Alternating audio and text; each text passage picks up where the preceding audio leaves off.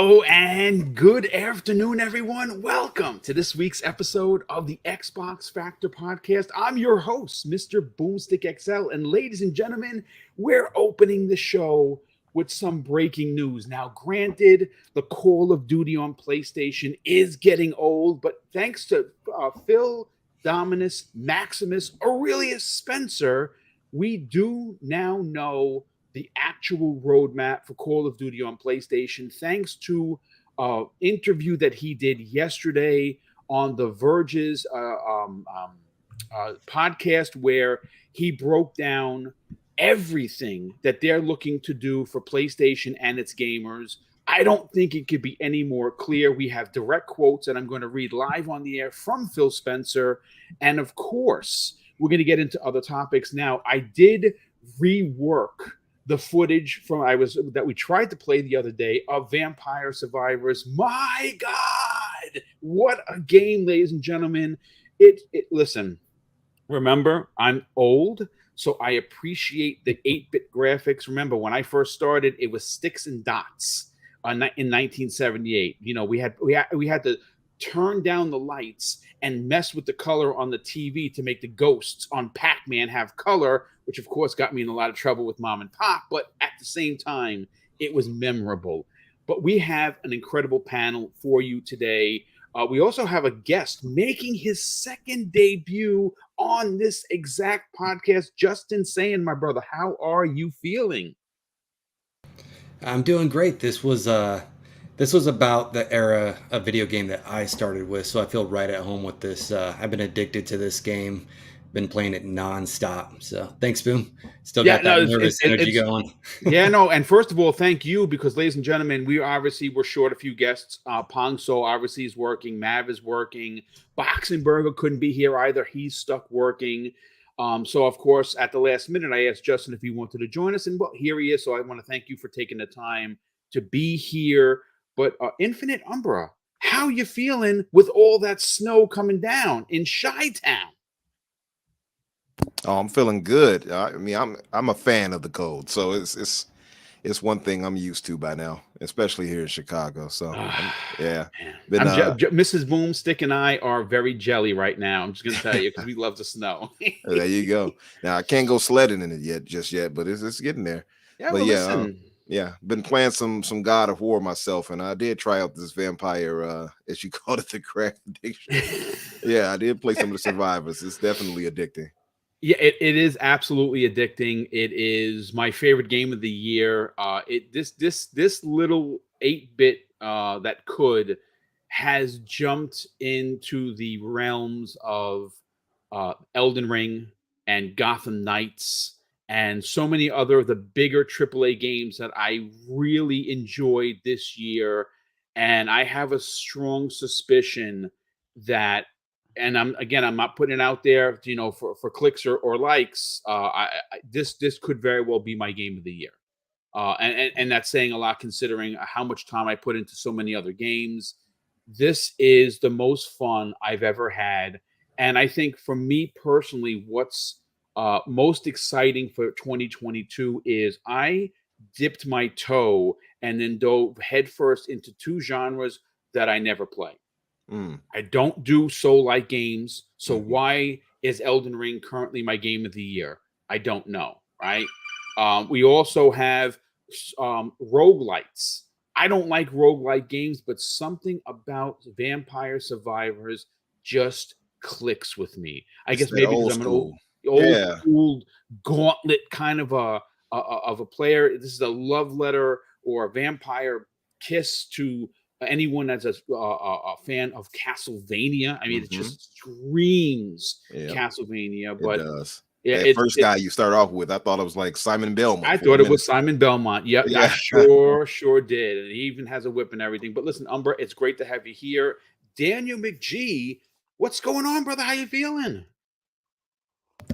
Pretty good. It's it's finally starting to feel like winter down here in Texas. The flannels are out. The Chick-fil-A drive-through attendants have gone inside. It's all the normal signs of the winter season starting. So it's a good time. Well, it's great to have you here, part of today's show. I think you're going to have a lot to say on the topic, specifically Oh yeah. the breaking news that we have with this new interview. I cannot wait to get into it, but we have to welcome in Mr. TikTok Josh, who got here just in the nick of time on his Mario Kart. What's going on, brother? How you feeling? What is going on? So glad to be here. And guess what I'm doing tonight? I am finally taking Halo to the bar because it turned 21 today. So, Oh yes, shout out to Halo. I'm drinking my coffee out of a Disintegration mug, which is a game from Bungie. Oh my God. Well, it was from the creator of Halo, Marcus Leto. Marcus Leto, So yeah. the father of Master Chief. And so yeah, shout out to Halo. So excited to be here. Excited for the breaking news. I think we're gonna have a really good conversation here. And I gotta let everybody know I'm gonna be in Philly December 3rd for PAX Unplugged. If anybody's gonna be there, we're gonna do a meetup at Yards Brewery. Oh, dude, that's so awesome. So I would love to meet some of you guys. Yards Brewery on December 3rd. Come hang out. It'll be a good time. Nice. PAX Unplugged sounds really cool. I hope they open that up to some potentially coming to New York, maybe even Boston, where they have PAX East.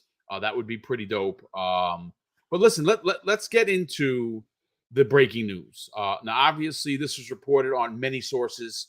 Tom Warren has reported on this, but I pulled the article from VGC.com. It was written by Chris Scullion, who I've talked about on this show before.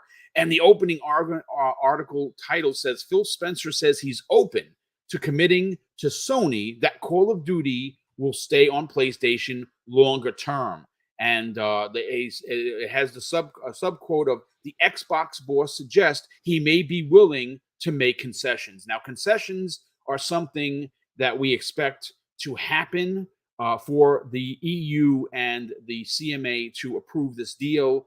I think that this deal is so important to Microsoft as a whole that goes so beyond Call of Duty that they are willing to commit to a very, very long-term deal of having Call of Duty on PlayStation. And after the announcement last week that in 10 days, Call of Duty made $1 billion across multiple platforms, it only makes sense. And what's crazy about that number is that if the next Call of Duty that is published under Microsoft Game Studios actually launches via the cloud or new hardware on the Nintendo Switch, folks, that number, that 1 billion in 10 days, could be knocked out in half the time because, well, you're adding a new platform on top of Steam, on top of PC, on top of Xbox and PlayStation. It would be epic.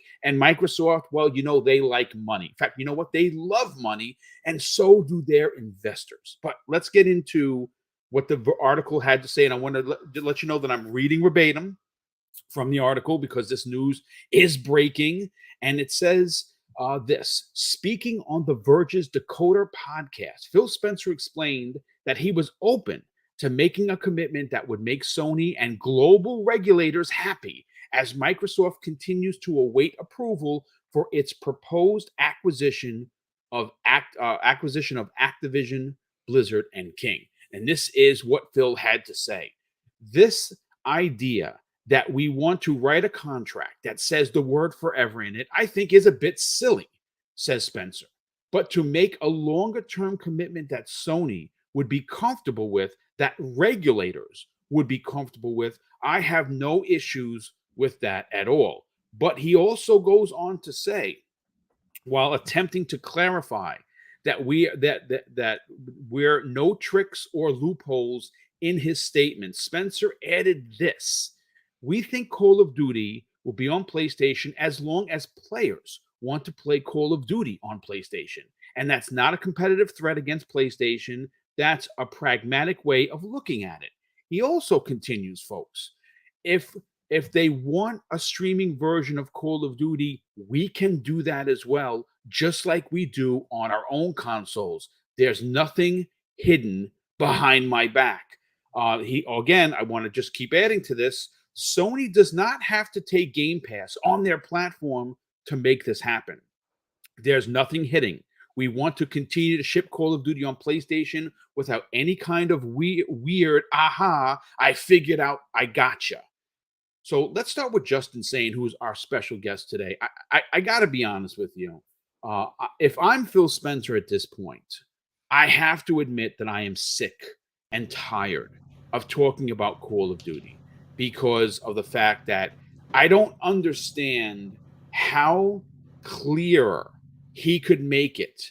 Now, again, in business, there's nothing. We've never seen a business write the word forever in a contract. You would never do anything literally perpetuity. impossible. You cannot do that in business. You cannot be asked legally to do that in business because things change. What if Call of Duty takes a nosedive like Battlefield? Now, is it likely? No, but what if Microsoft says, hey, listen, we don't want to be required to put out Call of Duty every year. We want to put it out every 3 years so these teams, 8 different studios, could work on games that, like when you team up with Microsoft, they say, you want to work on a game, what do you want to work on? Go for it. That's the attitude that Phil Spencer, Matt Booty, Sarah Bond, and the rest of the staff have over there. They want their developers and their development community to be comfortable and work on what gets them excited to be a developer in gaming. What are your thoughts on Phil Spencer? Can he make it any clearer, Justin?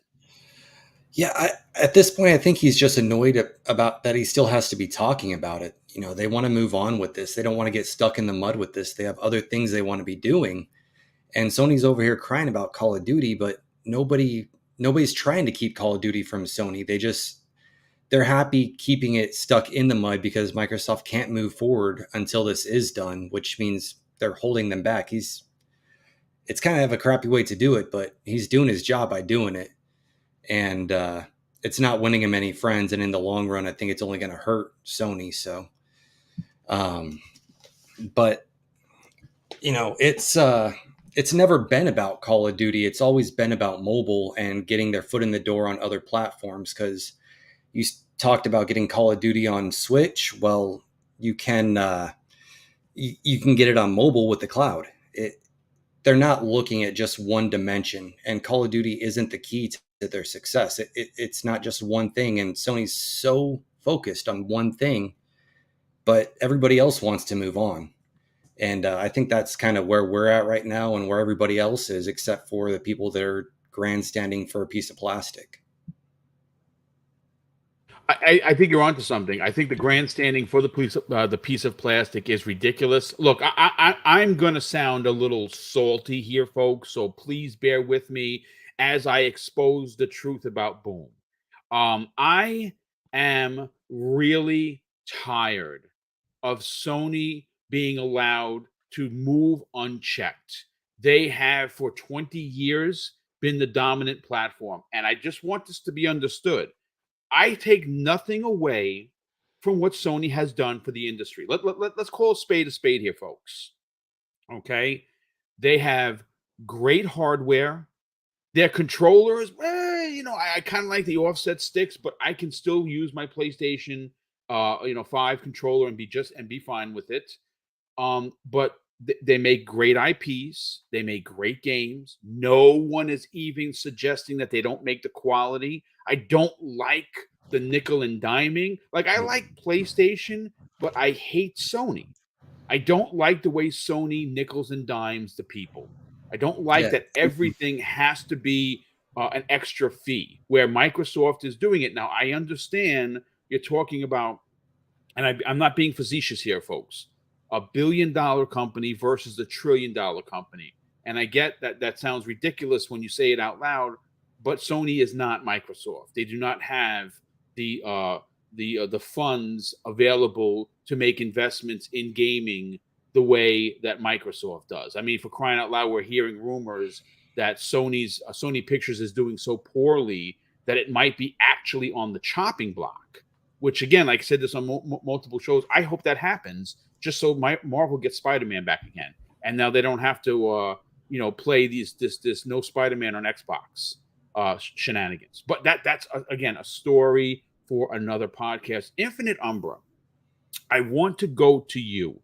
I think that this is clear as day. It should be clear as day for regulators. I think that when you look at what the regulators are saying, this is the sticking point. I know that there's been some talk about potential, cloud and streaming services. I get all of that. I don't actually think any of that matters to any of these regulators. I think that the sticking point and the most vocal aspect of this deal is Call of Duty.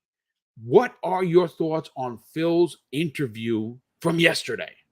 I get a sense that, and I commented on it under Tom Warren's tweet about it. I get the sense that, much like us, Phil is just sick and tired of talking about this. You know what I mean? He wants this to be done and finished. Now, we talk about it as it's relevant, to the news for us as far as things go. And it's one of the things we have to cover. But after a while, it kind of becomes, a repeat, right? But I know somebody who's higher up like Phil and, dealing with this stuff every day. I know he has to be like, I'm so tired of explaining this, because he was just cutting that guy off at a point.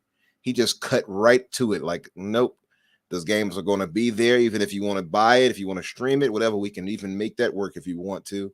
We're going to treat it like Minecraft. He was very clear. He didn't give the guy a chance to try to move around and dodge any other way.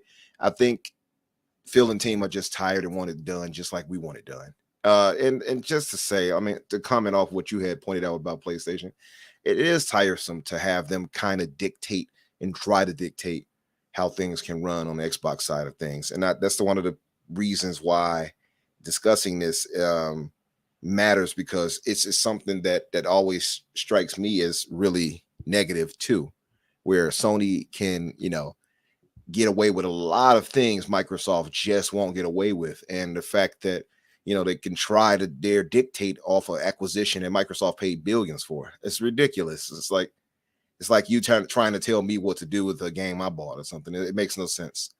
Even though, of course, that's, apples and well, you know oranges, what? but I want to add to that conversation, and I want you to respond to it. One of the things I said in a tweet, specifically to Ricardo, who should have and was called to the carpet, so to speak, with his comments of my PlayStation. Reprimanded. I actually said, where was the CMA, the FTC, and the EU Commission as Sony has dominated the market for 20 years, and in some places, folks, have a 70+% market share control? Do you know that is in pure definition Monopoly of what monopoly is 70% or better? And in many locations, Sony has that by a fistful. So again, we have to say, let's call a spade here. Where were all of these regulators with their concerns while Sony ran unchecked for decades? Probably playing their PlayStation.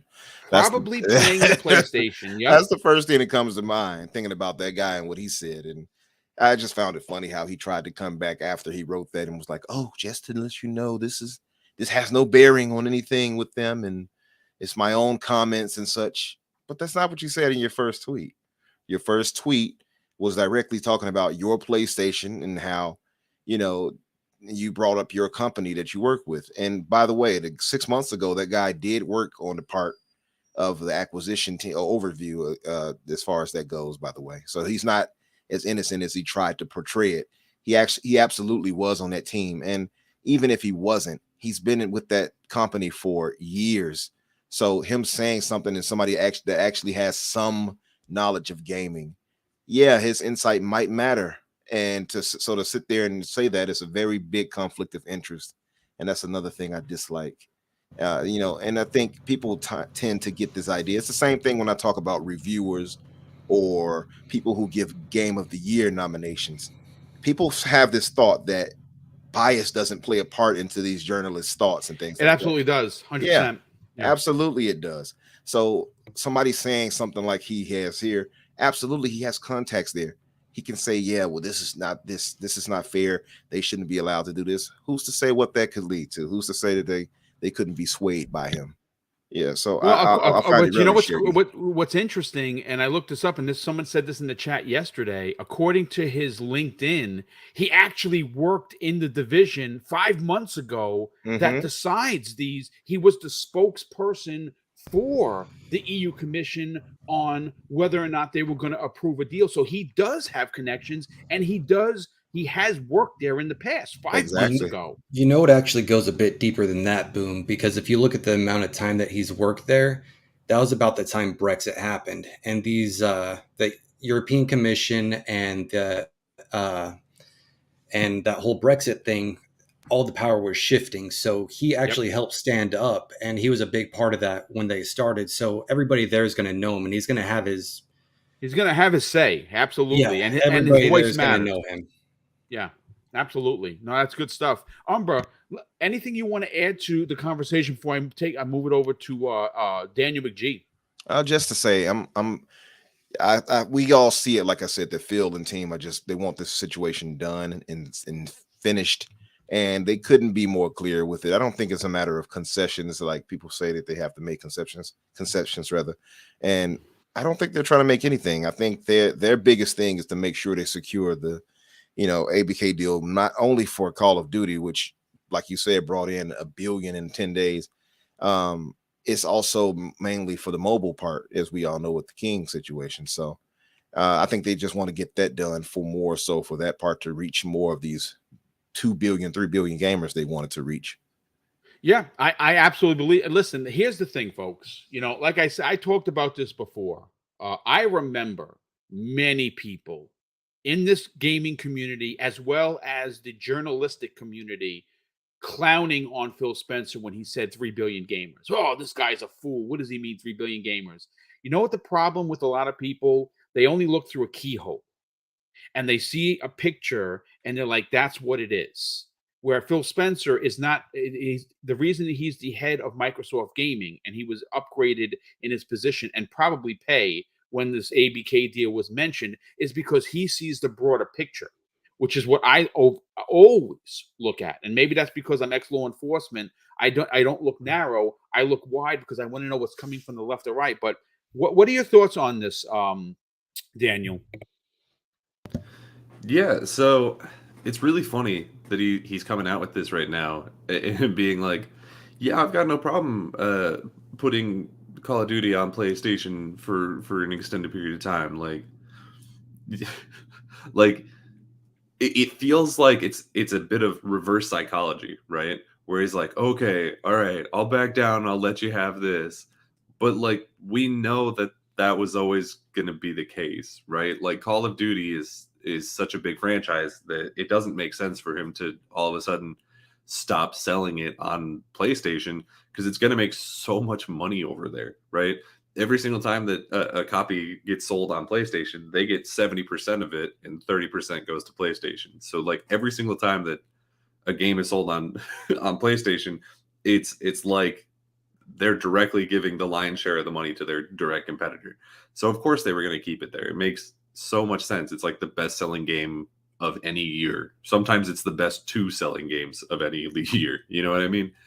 So the idea that he's like, oh, okay, well, we're willing to make some concessions is like it feels like, all right, you got us, like a kind of like a joke.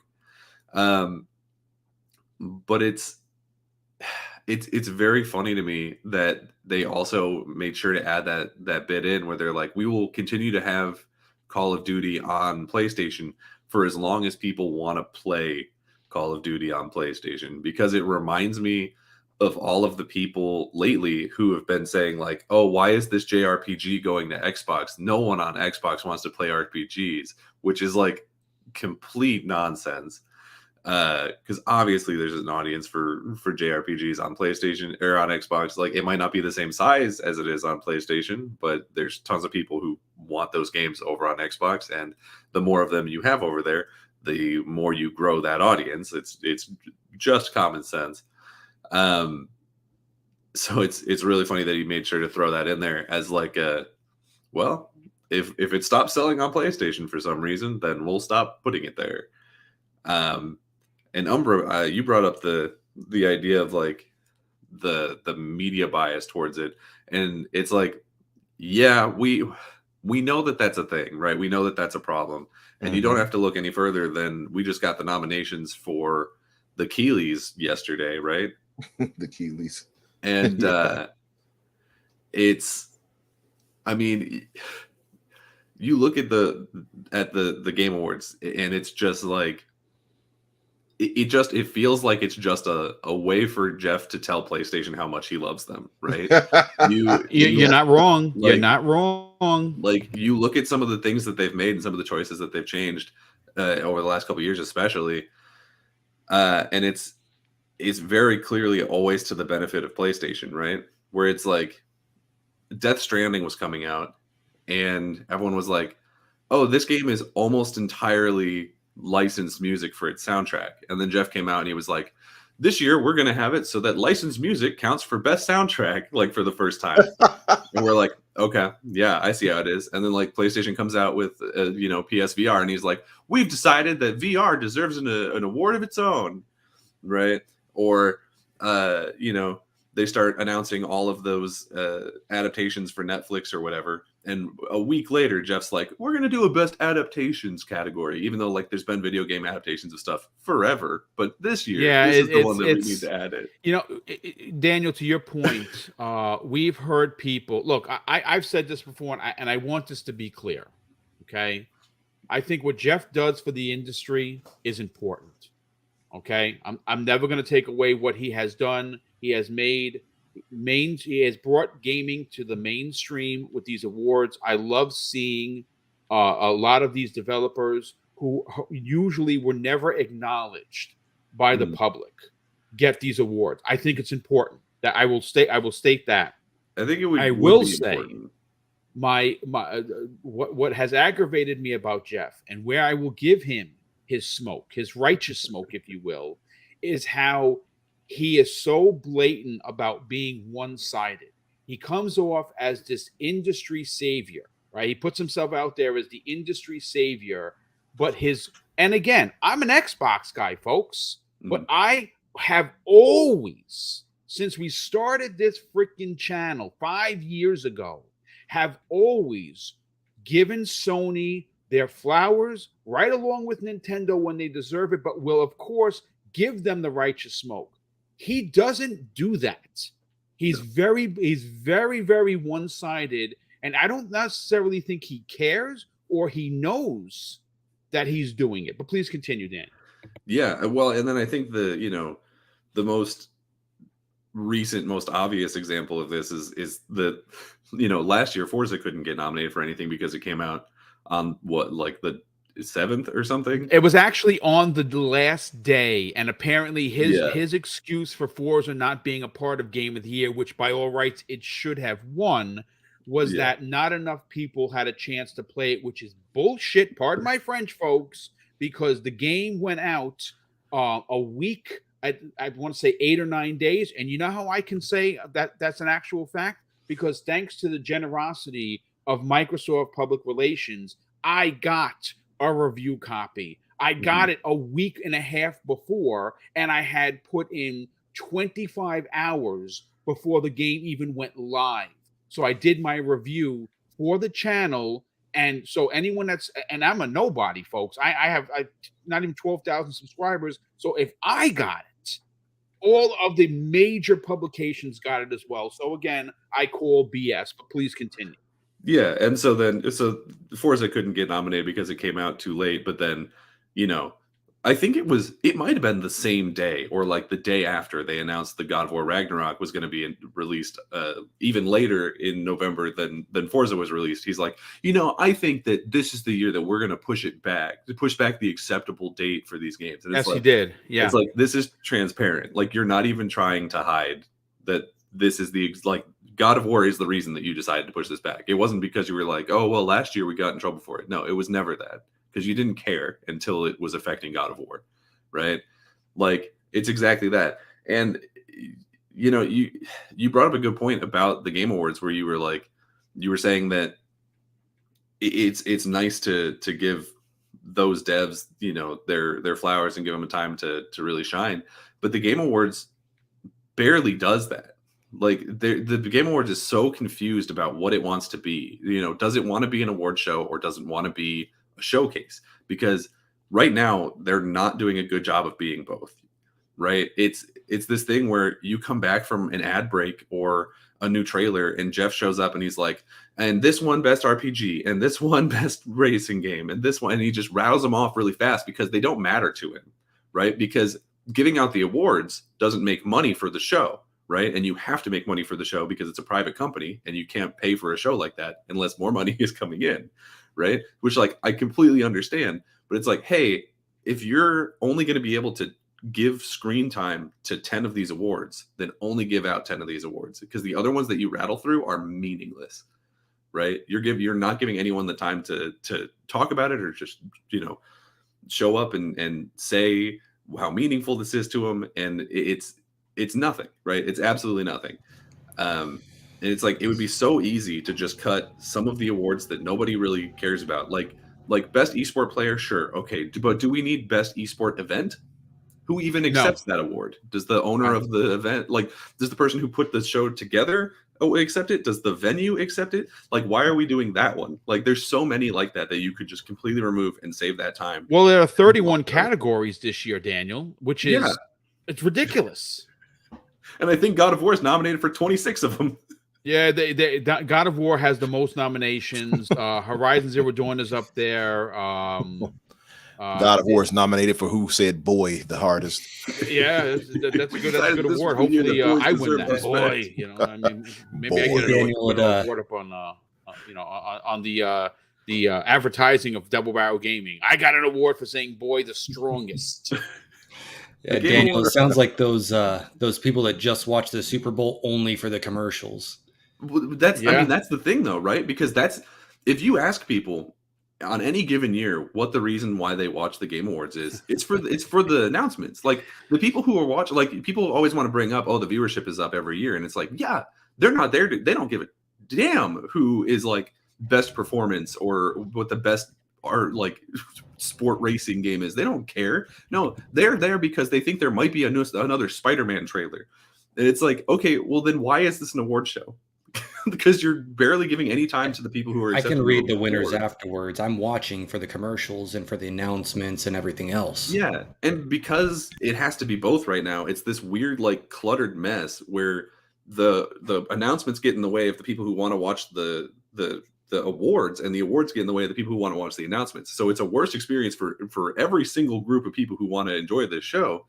And if you just cut out a little bit of the awards and a little bit of the announcements, because you know which of the announcements are worth having. You don't necessarily need to be like, oh, and here's another update for Fall Guys or whatever. Like, you can cut that one, and you could easily take that show from like a 4-hour show down to 2 and have it be the situation where the ideal viewing, like, right now, the best way to watch the Game Awards is to, like, not even watch it at all and then get a collection of the trailers afterwards from, like, IGN or YouTube or something, because it's 4 hours of just nonsense, right? And that's why I stopped covering it. I usually cover it. It's usually on a Thursday. Before, I used to cover it when I first started, and you'd be sitting there for 4 hours and you're oohing and ahhing, and you're getting copyright claims because of music. And now I just talk about it on the Breakfast with Boom the next day, and we break down all the major events and announcements. Yeah, it's such a weird situation, and I've gotten off track of the original topic of this interview by wide stretches, but it's just something that was on my mind lately. So no, it's okay. This is a conversational podcast. I appreciate the conversation that's ongoing because it's fresh. It's real. It's not doctored. It's not written down and you're reading off a napkin or anything. You're just being honest. And what you had to say, Daniel, is absolute fact. But I want to reel it back in. And I do want to go to N64, Josh, because, Josh, out of all of us, you are as what I define as a digital businessman. You have your toe and I should say your toes in every pool possible, because you understand the business. You want to make money just like the big companies. Hearing Phil Spencer once again in I don't know, his 1 billionth interview since this was announced in January, that they're going to keep Call of Duty on PlayStation. What can he make it any clearer to anyone that had doubt? Is my question. No, I think it's plenty clear, especially the Minecraft statement, right? Like they want it everywhere. And at the end of the day, and I think Justin brought it up early on. I think the bigger piece of the pie here is mobile. That like 1,000%. I just did a quick search. Call of Duty Mobile still makes more money, from what I can see anyway, just doing a quick Google search, than the mainline games on all the systems on PC. Like that right there, like that's what shareholders care about, right? Like at the end of the day, it seems crazy because I know Call of Duty Modern Warfare 2 just made $1 billion and is setting records, but mobile's been doing that. Like mobile's been bringing in those billions. Just Call of Duty Mobile. I'm not even talking about the other games within, because the other games that they're bringing up now is Diablo and that mobile experience as well, right? So and I can't imagine it's going to be too long, depending on if they find it's profitable or not. But Overwatch is already on the Switch, so that's another one that could probably make its way to mobile eventually as well. And the reason is just there's so many more devices, right? There's more mobile devices in the world than there are people in the world. And so you can't touch that. Like Sony can't touch those numbers. Nintendo can't touch those numbers. PC can't even really touch those numbers, as the way games are continually getting better, hopefully. And so that's really like, as a business, I'm sure they're thinking, we just want this deal to go through to start making this money back with these mobile games. The other game, I mean, don't get me wrong, it's all part of the pie. But the I almost feel like this Call of Duty conversation is like, there's a lot of people that see Call of Duty as like the biggest factor in this whole thing. And it's really, can I throw a number that's going to blow everyone's mind? I Please. just pulled a report. This comes the way of GameWorldObserver.com. And check this out, folks. You think it's all about Call of Duty for Microsoft? Let me give you a 90-day perspective for Q3 on one game. According to the report I have in front of me, again, GameWorldObserver.com. I will add this to the show notes so you can read it for yourself. Last quarter, Activision Blizzard, in which they're considering Q3 of 2022. Okay, check this out, folks. Candy Crush made $316.8 million in 90 days. You think this is about Call of Duty, you are a knucklehead. I'm telling you, but please continue. No, because now if there's a potential for, if we think big picture, Game Pass could tie into Candy Crush to some way that gives, you sign up for Candy Crush and you sign up for Game Pass and you get X amount of turns for being a Game Pass subscriber, that that equals out, that adds more value to that player base, right? I know a lot of us that we're sitting here on an Xbox show, we're thinking Candy Crush. There's the proof right there. There's massive money in casual games. It's there. But if you can bring those casual gamers into Game Pass, if they can spend $15 a month instead of the 20, or the 30, and get that same value, but now they're in the Game Pass ecosystem, and they're paying that every month after month, where they may differ a little bit from month after month with Candy Crush. Maybe it's only $15 here, maybe it's 10, maybe, but they're getting them month after month. I mean, I pay monthly for Fortnite, right? Just to there's a few extra bonuses. It's $10 a month, and I get I'm racking up V-Bucks. Like, there's so many more. There's just so many more bigger plays that are going to be happening with Game Pass than just Call of Duty, that it's just like it almost feels like it's just such a small like, they're like, yeah, keep Call of Duty everywhere. We don't give a shit. It's No, like, that's dude. It is. I mean, who doesn't like money? Investors like money. Microsoft, first of all, Microsoft has already made back the 70 billion that they spent on this, or they potentially will spend on it. So that's Yeah. not the issue. They want to keep generating money. You know what I want to do? I do want to bring this back around because something popped into my brain when you were talking, Josh, that I think is very important and potentially relevant to the conversation. And that is whether or not Microsoft takes Game Pass to the next level. And what do I actually mean by that? Now, remember, I said this months ago. I don't have connections at Microsoft dropping me nuggets of information. I read the tea leaves like everybody else. But here's my question. I'm going to start with Justin here. One of the things that I thought about months and months ago, I'd even say beginning of the year when this was announced, Game Pass is currently available on the Xbox. It's currently available on PC. It's available on your TV and wherever else you can find the app. But you know what I'm thinking? Do you see in the future a potential of Xbox Game Pass for mobile potentially being $5 a month and offering perks in games like Candy Crush that would normally cost players like the $10 pack that I've actually bought before? It gives you X, Y, and Z, and it's $5 a month. You get it every month. Could you imagine the amount of monies and potential Xbox Game Pass subscriber numbers? They would be in the hundreds of thousands simply because of mobile being as big. What are your thoughts on that? Well, I mean, that could tie into exactly what Phil Spencer was saying about being a price increase. Because say you make Xbox Ultimate and you want to keep it called Xbox Ultimate, include mobile. Well, you up it to $19.99 a month. There's your $5 right there, or $17.99 if you want Ultimate, $4.99 if you want Game Pass Mobile.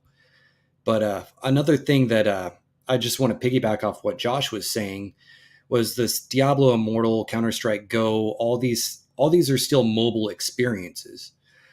What Microsoft can do is bring a console experience to mobile. When Diablo Immortal was released, it pissed a lot of people off because Diablo was first a PC game, then a console game. So it was on PC and console, and you're bringing a mobile experience to what console and PC players loved. Well, let's reverse it. Let's give mobile players a console experience, and I think that's where the real power of the cloud and what Microsoft's going to be doing online. That's where the big money comes in at. I agree. I think you're onto something. Real quick, before we move on to Umbra, I got to thank some super chats and some channel members who dropped messages in here. First one comes the way of Ice Cold, who's been a member for 3 months. I appreciate that, brother. Thank you for all the support. He's always been in the chat, and I appreciate you being here. And of course, I appreciate you being a part of the channel membership. Thank you so much for that. Sith Lord, a good friend of the program, who's been a channel member for 6 months, says, after dropping a $2 super chat, happy 21st anniversary to Xbox and Halo. Indeed. Actually, I should have probably led with that, but this was breaking news. We also have Raiden Blade, who's been a member. Wow, man. Holy cow. 1 year. Thank you for that. He says this after dropping a £2 super chat. Never trusting reviewers. Let's see. 5% God of War Ragnarok completion. Yeah, a lot of people did that. They looked at the graphics and said, oh, this is a 10. They don't care about the story. They're just like, oh, it looks real. And the graphics are gorgeous. Let's call a spade a spade. Mm-hmm. It's gorgeous. I mean, God of War is a freaking visual masterpiece. It's a looker. I only wonder how great it could have looked if they would have stuck to the 9th gen, though. It probably would have looked ridiculous. Yeah. But again, you got to admit they're wizards over there, how they can get that game to look and run on the PlayStation 4. Mm-hmm. Bonkers, right? Especially in light of Evil West and all these other games, right? Yeah, indeed. Chris Gomez, good friend of the program, drops a $5 super chat and says Microsoft is thrilled that their focus is on Call of Duty. They are thinking if that's all the regulators focus on, then they look at everything else free as a consent decree. Yeah, that's interesting, and that's a great point. Highlander 001 drops a $10 super chat, and he's been a channel member for 2 months. Thank you for that. He says, "Great panel. Hope you're doing good, Boom. I play World of Warcraft, and my friends who play World of Warcraft have purchased Series S, hoping that WoW will go to console. But even if it doesn't, or even if it does not, they hope it goes to PC Game Pass, and it probably will. That's almost a guarantee. But Umbra, I'd love to talk to you about that at some point, Daniel. yeah. We will console and definitely, WoW. yeah, Oh, man. we will definitely have that If conversation, because I'm not a Classic WoW shows up player, on my but I will. Xbox, it's Yeah, all over. I'm gonna. Put I would $100 definitely, in that. I would play it. I would definitely give it a shot. Talk but about the meta. That's gonna be the real meta. you're not kidding. People would be getting married left and right in that thing, like they have in the past. Umbro, let's get your opinion on Xbox Game Pass for mobile. I don't have a business degree, right? I have 37 college credits from the police academy and all the trainings that I went to, but I also know common sense.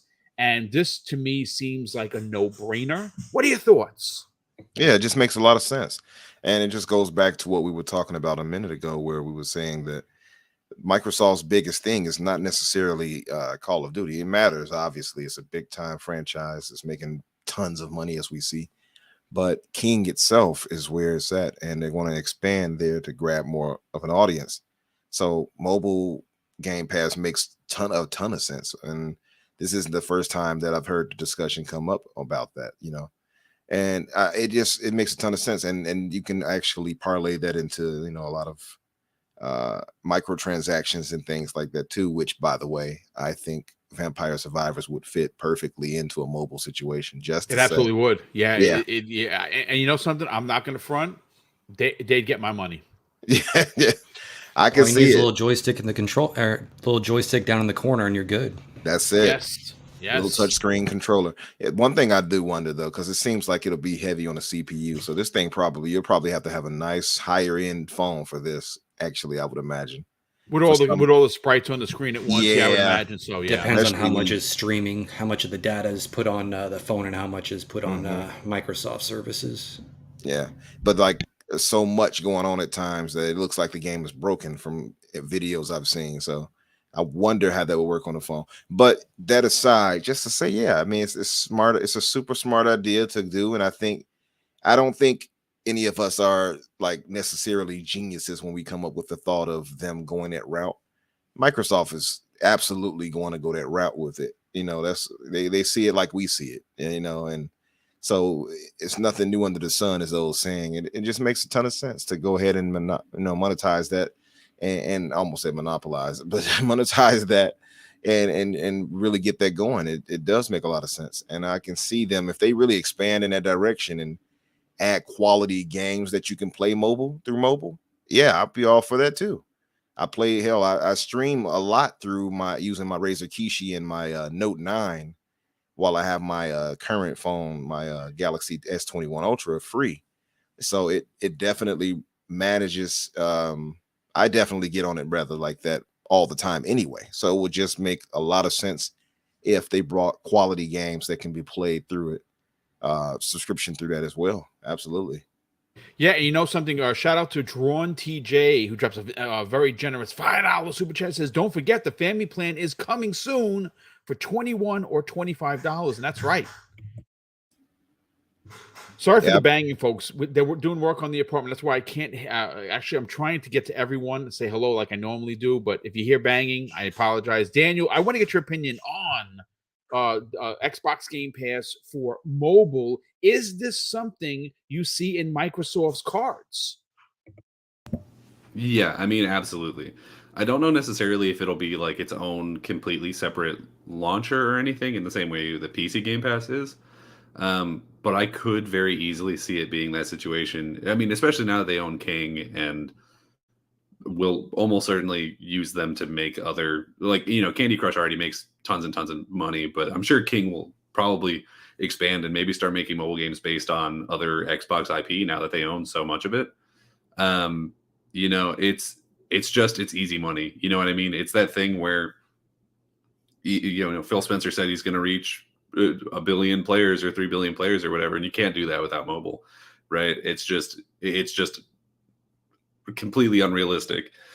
But you know, everyone's got a phone in their pocket, and everyone wants to not just sit on their hands while they, I don't know, wait at the DMV or whatever, right? So if you can whip out Game Pass and start playing Vampire Survivors or Candy Crush or whatever, that's what people are going to want to do. So I think it would be very smart for them to do it, and I would honestly, I would be shocked if they didn't. It's very much that thing where, like, it's going to be interesting to see how much effort they put into it, where it's like, are they going to create new mobile studios? Because they have, I think, 2 or 3 now, because King obviously is good. Well, I guess they don't technically own King yet, but you know what I mean. King is, you know, the big one. But I think one of the newer purchases over at Bethesda before they were acquired was also a mobile team. I think like Roadhouse, or I believe one of that those it's 2 Roadhouse. teams. Yes. Yeah, it was either Roadhouse or the one that used to be the Brink guys. I can't remember their names right now. It was Roadhouse. You made me think of Family Guy when you said that too. Roadhouse. But yeah, so they have a couple of different teams, you know, who are mobile teams. And yeah, like somebody brings up in the chat, there's already been a couple of Xbox and specifically Bethesda themed mobile games like Fallout Shelter that did very well, and Gears Pop, which did not as well. I bet it made money, but it wasn't popular, that's for sure. So yeah, I'd be very excited to see the direction that they go with that. Yeah, I agree. I can't wait to see it. I don't know if it's going to be a perk that comes along. Alpha Dog. That's what. Yeah, yeah, Alpha Dog. Yeah, that's the other one. Yeah, I don't know if it's something that is added to a Game Pass Ultimate that eventually raises the price a couple of bucks, which we are, you know, again, they're not raising any prices this holiday. That's been confirmed. But at some point, Game Pass is going to go up. And listen, I don't cap for the $1 billion company. I don't want anything to go up. But if they continue to add value to it, like allowing me to add four friends and family members to it for $25 a month, they add Ubisoft Plus, which is supposedly still coming, and you add a mobile aspect to it, you can't argue that the value proposition is unmatched. But Josh, let's get your opinion on this, brother. Again, you look at things from the bigger picture. You've talked about mobile before. You are obviously someone that is infamous on TikTok, and you do a lot of things, with other platforms. How important would be an Xbox Game Pass for mobile to happen after this deal is ultimately approved?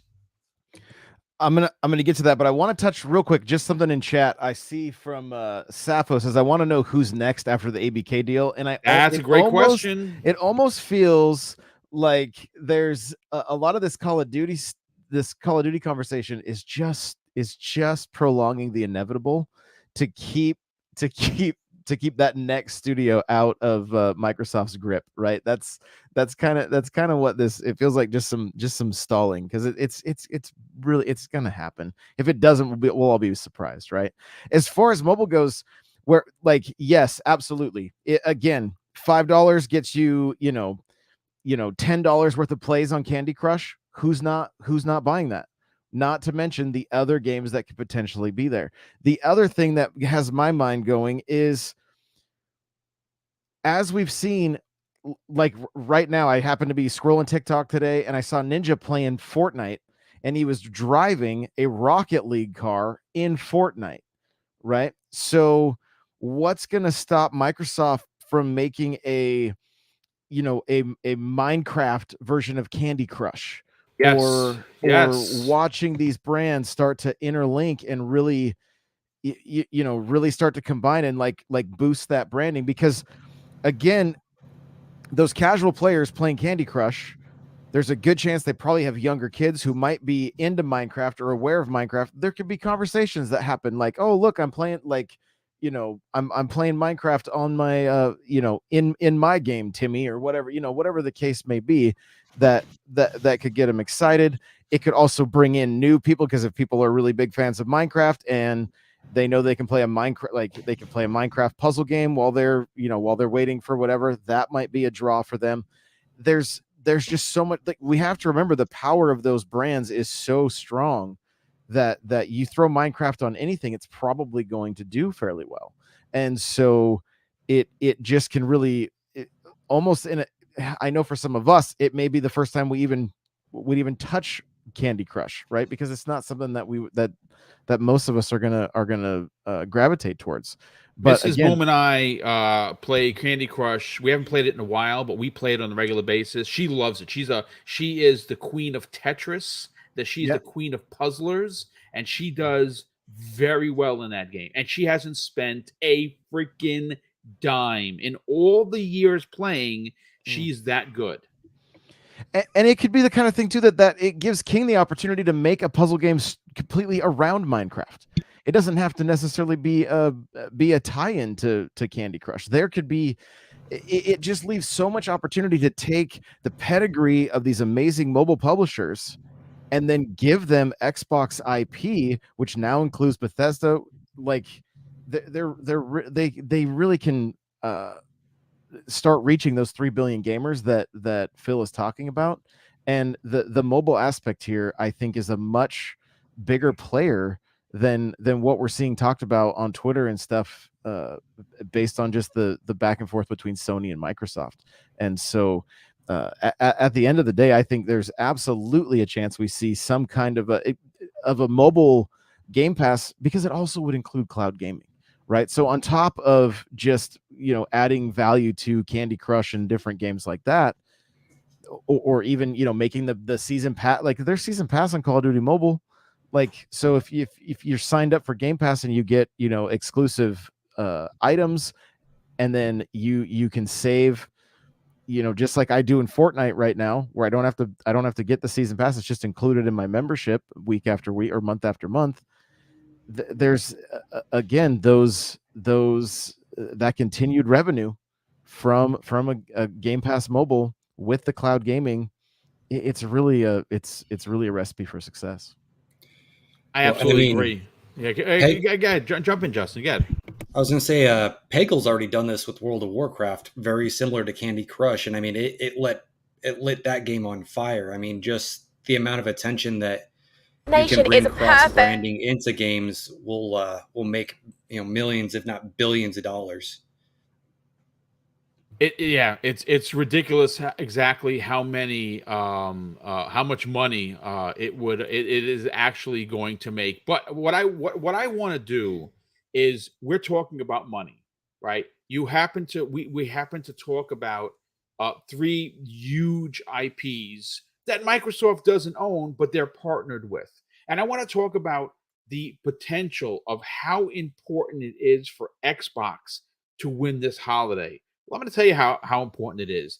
They just announced, folks, a new bundle. This bundle is going to be $239 during Black Friday, potentially even stay that way maybe a week later, and then happen to go back up price and then drop down right before Christmas. It is the Fortnite, Rocket League, and Fall Guys Xbox Series S bundle. It comes with V-Bucks. It comes with exclusive DLC for Fall Guys and exclusive cars for Rocket League. And I want to bring this right back to Josh. Josh, this is what is happening here. And I talked about this many, many times on other podcasts. A couple of years ago, Sony did something ingenious. They found a way to release a Spider-Man PlayStation 4 Slim, include Spider-Man 2018 with it, and sold it at every possible store, online and in physical form, for $199. Those numbers, Josh, have yet to be broken or even matched. But I have a strong suspicion that this Xbox Series S, that's going to be $240, has a real shot to give them a run for their money. And we have heard that they have doubled production on this model over the Series X. What are your thoughts on this newly announced bundle? I think it's fantastic, and I did two 12-hour streams this last weekend, and we talked. I had a few different people coming in, and one in particular was talking about, should I get the digital PS5 or the physical, the one that can take the disc. And I just asked right off the bat, like, what's the purpose for the PS5? Not, it's neither here nor there for me, but their reason was for Fall Guys, Call of Duty, Fortnite, right? And so to see this bundle drop, and that's the direction I pushed her towards. I'm like, you could spend $25 a month and get yourself the system right now. I didn't know if maybe she was partial to the controller or the exclusives or what the case was, and it wasn't any of those things.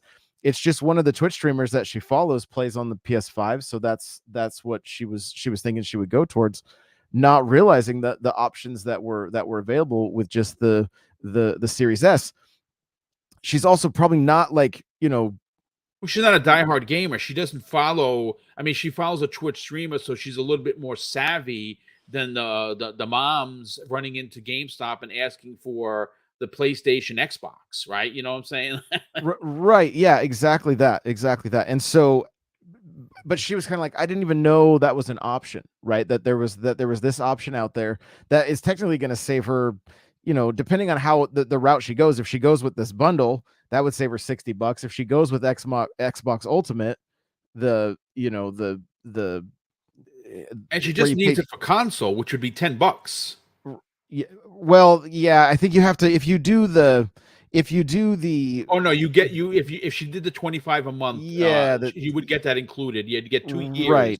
of Yeah, Xbox and you still Game Pass save Yeah. you still save $20 or something on the overall price of the machine anyway, right? So it's such a great value. I mean, the Series S has been something I've recommended to so many people where, like, maybe their kid has a Switch and they're like, what's another console I could get? I'm like, well, this is the best route. It's Indeed. unlimited games at their fingertips, and they they can do some of the major titles that kids are really enjoy, like Minecraft and things like that, which, I mean, again, they're available on all the platforms. But as far as just the value prop for people that aren't interested in, like, the bleeding edge, I need the 4K 120, like, the Series S is such a fantastic. I hate to say this, machine for that. Josh, 80% of the populace that plays games don't give a flying nanny. They just don't.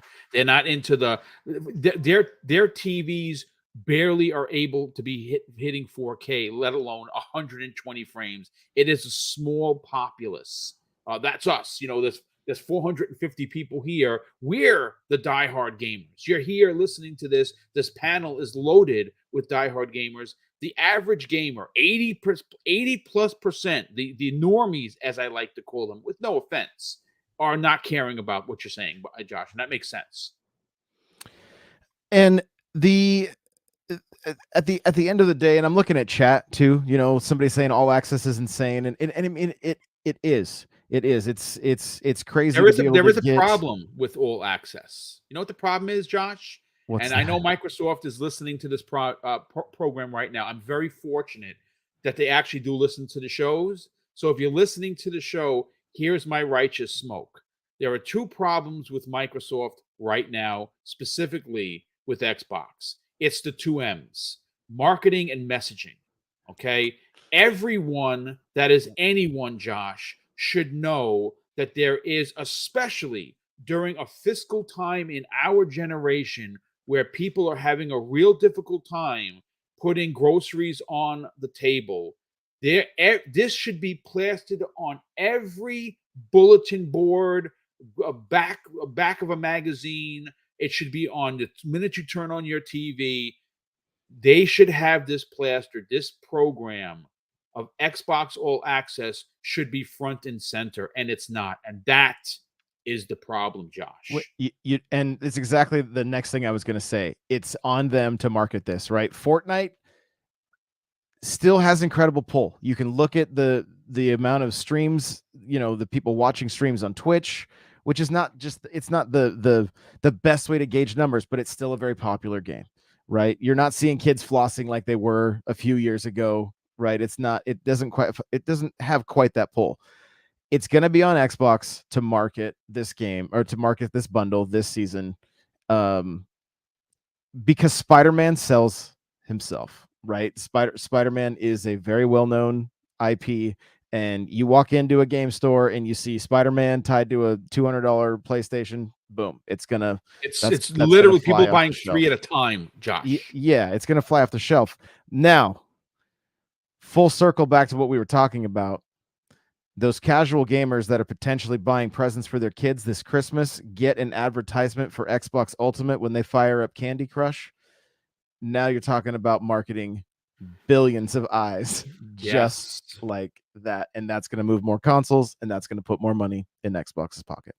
Absolutely. Daniel McGee, let's get your opinion on this, brother. This is the this is the best bundle that I could possibly see for, again, hitting on every hot free-to-play game. Fortnite, well, it speaks for itself. Rocket League, no slouch, and Fall Guys. 3 free-to-play games that exploded on the scene, included with all kinds of V-Bucks and bucks for for Fall Guys and special outfits and special cars. This is a great bundle. What are your thoughts on it? I mean, I think it's phenomenal, right? This is, I mean, we've talked about how this is clearly aimed at like a younger audience because of the games in question. But I think it's also aimed at just like the streaming community. So obviously streamers themselves, but also just anyone who is a big fan of streamers, like Josh said, his friend. Because these are, I mean, those are 3 of the most popular games to stream, even to this day. You know, despite the fact that they all came out quite a bit ago. You know, they have a lot of staying power and they have a lot of weight behind them because they just really took the world by storm. I mean, if you could find a way to slap a Among Us in there too, that'd pretty much seal the deal as far as I'm concerned, right? It's definitely the exact kind of bundle that is going to sell like crazy this holiday, right? There's no doubt in my mind that people are going to walk in looking for a console for their kid for Christmas, and see, hey, this thing is only, I mean, $299, but probably cheaper by the time Black Friday rolls around, probably $250. It's actually been actually advertised already in Target, Walmart for $239.99. Oh dang, yeah. So like, yeah, so so they're gonna walk in, they're gonna see that price tag, they're gonna be, this is way cheaper than I thought. They're gonna see, oh, it has all of the games that my kid cares about right on the cover. It gets them bonus stuff in all of those games. I'm gonna be the coolest uncle on the planet, right? And you know, we're going into a recession if we're not already in it. You know, I think that's pretty clear. You know, I went to Raising Cane's the other day. It's a chicken place down here for those non-Texans. And the price of a Caniac combo is up like $3 from what it was a year ago. You know what I mean? Everything is more expensive than it used to be. And so for people to be able to walk into any game store and be like able to save that a big chunk of money in the holiday season where everyone is already kind of pinching pennies because, you know, it's like, you know, I'm able to pay my rent and do all my bills, but now I have to spend a couple $100 on my kids or on my friends or my family, right? It's going to be a tough time for a lot of people, and the ability for people to walk in and see something that's a lot cheaper and has everything that they care about, and you know, it's this value proposition that PlayStation either doesn't see or doesn't care about, and they're, you know, their fan base, at least the ones that yell at me on Twitter and YouTube comments, or leave horrendous messages on YouTube, right? Yeah, those are the best. Those are the best, right? Yeah, it's like, hey, that wasn't even what the video was about. What are we talking about? I didn't even say nothing like that. But no, it's a big deal. Being able to save any amount of money going into this holiday is going to be massive. I mean, my family this year, I mean, we're not, you know, broke or anything, but you know, we're hitting hard times where it's like, my sisters came up to me and they're like, hey, would it be okay if this year we just like went on vacation or something? Like we did sort of like a Christmas with the crank situation. So we could save a little bit of money on buying everyone on gifts. Cause like one of my sisters is, you know, putting a lot of money away for her wedding and her fiance just got laid off. Real so, like, life it's stuff. Tough times. Yeah. Yes, yeah. It's tough times for everybody.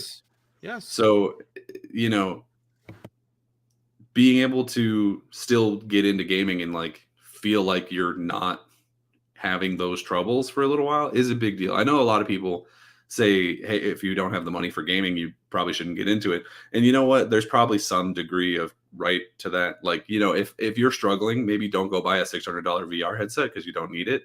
But like, there's no reason why you have to give up the things you love just because it's hard times. You know, you have to find better ways to do it, and this is one of them. I couldn't agree more. Umbra, I want to go to you next, brother. This deal that we're talking about, $239.99, Walmart, Target. It's $249 at GameStop. It is $240 at Costco. Anyone is going to be selling this console anywhere between $50 to $70 less than its manufacturer price that is out there for the holidays. This comes on the heels of Sony now charging for the digital PlayStation 5 $450 and $550 for the disc version. Microsoft has a real opportunity here to snatch the holiday from PlayStation, even the Switch, I would dare say. What are your thoughts on this new bundle? Umber, you're muted, brother. Oh, you know, maybe he stepped away for a hot second. Yeah, I can piggyback off what you were saying Justin. earlier. We'll grab your ear on this. What are your thoughts on the bundle coming on the heels of a price increase for Sony? Well, if you don't mind me piggybacking on what you were saying about the value and everything, if you don't mind me talking about my story. No, please, by all means. It's a conversational podcast. Go crazy. Last year, I was working as a store leader at GameStop out in Arizona. Came out of the Forge out there, so shout out to those guys. But we thought I had stomach cancer. I'm a disabled vet. We knew it was only a matter of time before I'd have to actually leave work, and I lost a lot of weight. And finally, I'm making it back to where I'm healthy, and I want to start doing things. Well, let me just jump in and say thank you for your service, brother, and I'm glad that you are doing well health-wise, because without your health, video games don't matter. But living on a military pension, it ain't a lot of money. You know, I got a 6-year-old son. This will be the first year that I'm not pulling in pension and working, so it's tight. So it kind of sucks. And you know, my son's favorite game, Hello Neighbor, they're coming out with a sequel. Guess what? I don't have to buy for Christmas this year. It's already saving me money because he'll be playing Hello Neighbor for free on that Xbox. And one thing that this price does is it's going to put Xboxes everywhere. And one conversation it's going to shut down that we were having was developers saying that we need to get away from the Series S. I mean, if you're putting this much out there, there's no way that the support for it's going to be ending. And any dev that's saying that is I'm sorry. Listen, I'm going to say something potentially disrespectful here. If you are a developer, and I'm not, if you're going to turn around and jump on the bandwagon of saying that this system shouldn't exist, then you are lying and you are an embarrassment to your other developers. Because quite frankly, I'm not a developer. I will say it again. But the lowest common denominator has been and always will be PC. PC has 1,000 configurations that they must consider, and the as it was called by some developer, a potato. Give me a freaking break. It has, and I said this before, and I'll say it again, Justin. Right now, the Xbox Series S, the potato, has and can play 80 plus games at 120 frames per second, where the PlayStation can only do 23. So that is a 4-to-1 difference on this potato. Yeah, it's a great system. I mean, it did exactly what it was supposed to do for us. You know, my son has one. He's 6 years old. He broke it last year.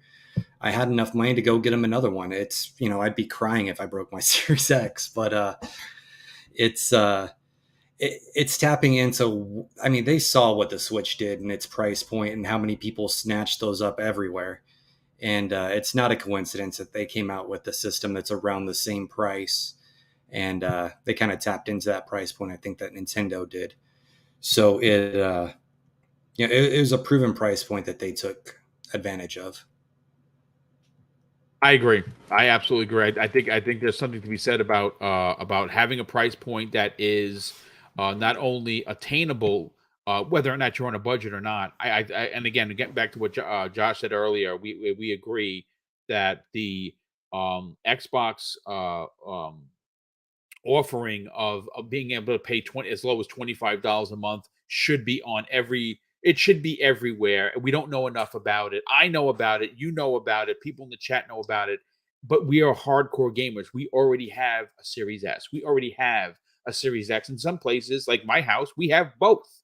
So it's interesting, but I do want to move on to a topic that I think people cannot wait to talk about. And of course, that is a story, folks, that I pulled from GameRant.com. It was written by Parth Bagaria. It was published 3 days ago. I sat on this story because I wanted to really sink my teeth into it.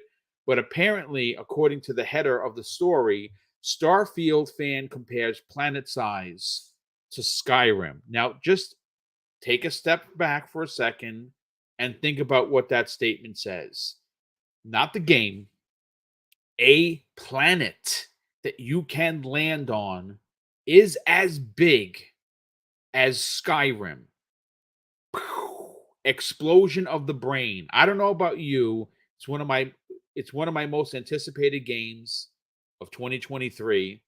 I cannot wait to see what Todd Howard and that team has devised for its fans of their very, very unique genre.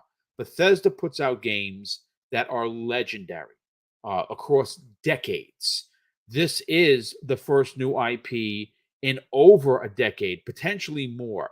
We know for a fact, thanks to God Howard, as he's known in many circles, that this is a game that he wanted to make, folks, 25 years ago, and the technology wasn't there. Here we are in 2022. Yes, it was delayed. Yes, a couple of days ago, we should have been playing this game, but that's okay because we want the perfect product.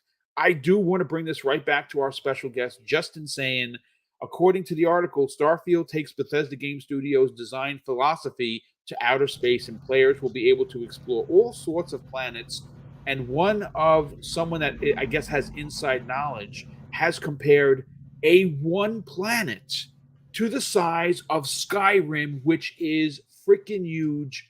How excited are you to explore the universe of Starfield? And will this be one of the games that just takes over your life? Oh yeah, me and my wife already have plans to put my computer monitor in the living room. She'll be playing on the TV. I'll be playing right below it on my computer monitor. We'll be sitting there, playing the whole time together. And she has over 1,000 hours into Skyrim. It's a game that she has literally played for a decade. So to say, I mean, it's almost a lifestyle game. It's like World of Warcraft. Some people just play it and play it and play it and don't stop. And sorry, I keep talking about World of Warcraft. They got a big expansion coming out, so No, it's been on that's my mind a listen. lot. It's going to be a part of Xbox. We were talking about that Oh yeah. in earlier that if that goes into Xbox Game Pass for PC, it's kind of game over, to be honest with you. Yeah, and they're saying 3 miles is the size of Skyrim or 5 kilometers for Europeans. It's and that's one planet. But the best part about Bethesda games aren't those wide open spaces.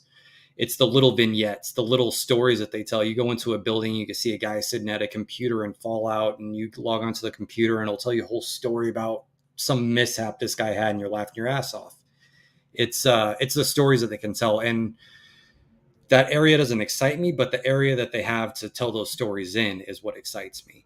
It's the handcrafted parts that they do, the little pieces that they go in and put here and there that really give detail to the game, and they have a lot more area to do that in now, which is the part that kind of excites me about it. Yeah, it's very exciting for sure. Umbra, are you back, brother? I am. I Okay, am. so listen. Sorry There's about two. that. Let's grab your ear on two things.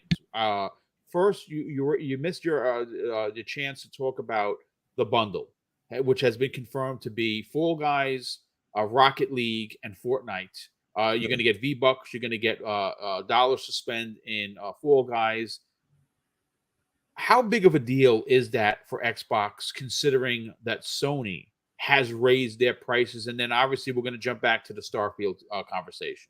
Oh, it's major. I mean, I heard a bit of you guys talking on it after I rejoined, but it's major in general. I mean, we talked about it before here on the show, where the Series S being a value proposition in general, paired with Game Pass along with the ABK situation, how well that would do for Microsoft in general, and how appealing that has to be for us as a consumer.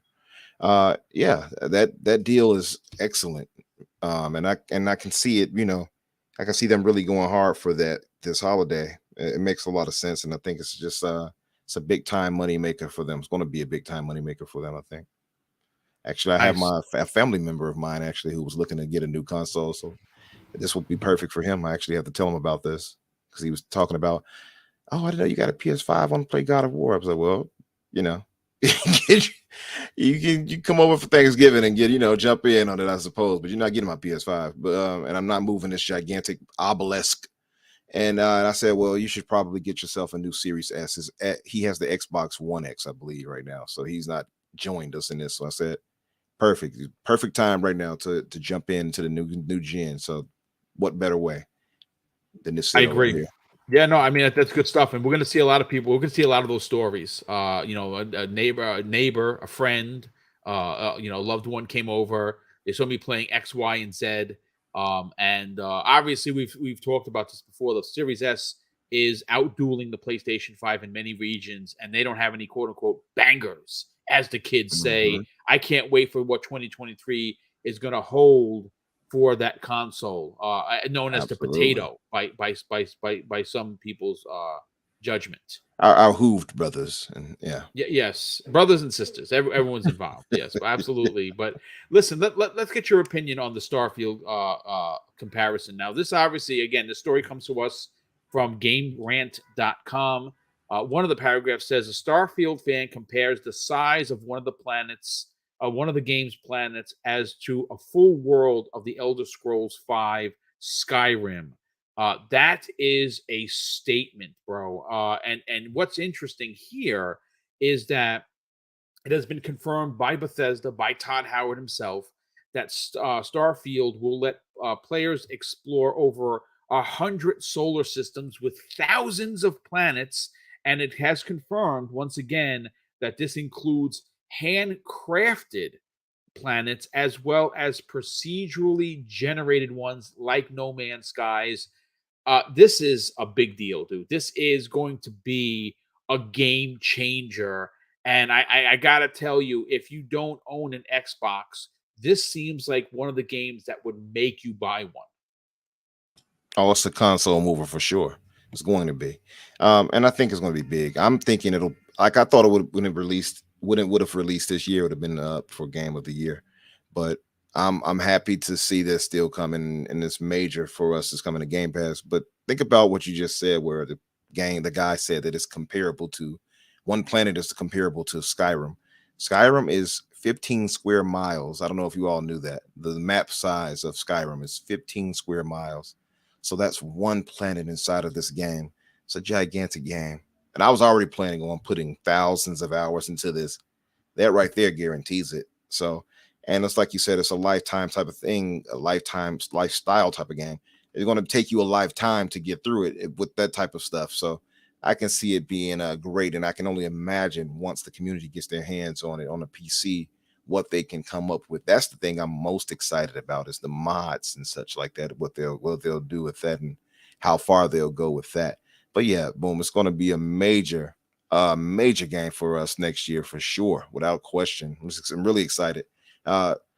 On the mod situation, I told you, I said it before we talked about it. I said I'm trying to go for the Han Solo route. I love it. I love what you're putting down. They were talking my language. I'm looking for that Millennium Falcon, and hopefully somebody can mod that into it. But yeah, that's going to be spectacular, man. I'm really excited for Starfield.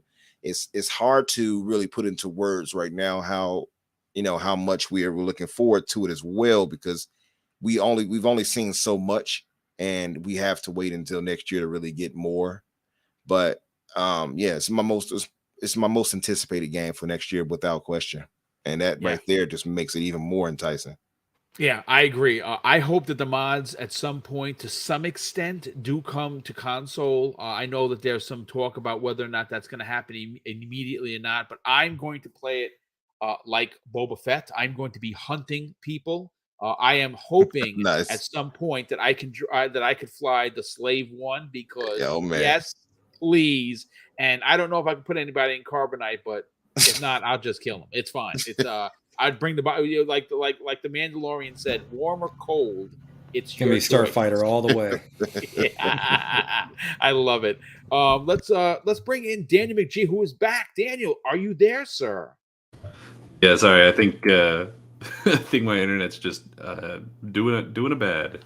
Well, no, it's okay. It's fine. Let's get your opinion on Skyrim and the potential of how big this game is going to be. We do. They said that the one planet is the size of Skyrim proper. This is going to have hundreds, if not thousands, of planets. Some procedurally generated, some handcrafted. How big is this game actually going to be? And is it going to be a life stealer? Oh, absolutely. Yeah, I mean, even Skyrim and like Fallout, any of the Fallout games were life stealers. People put hundreds and hundreds of hours into those games. I mean, you don't have to, obviously. You can play through, I think, New Vegas in like, I think you could probably speedrun that thing in like maybe 3 hours if you really knew what you were doing. But it is, I'm excited for it, but I'm also slightly concerned by it. Because it's this thing where it's like, they're saying that this game is miles and miles and miles wide. And the worry is that the trade-off for that is that it's going to be an inch deep, right? And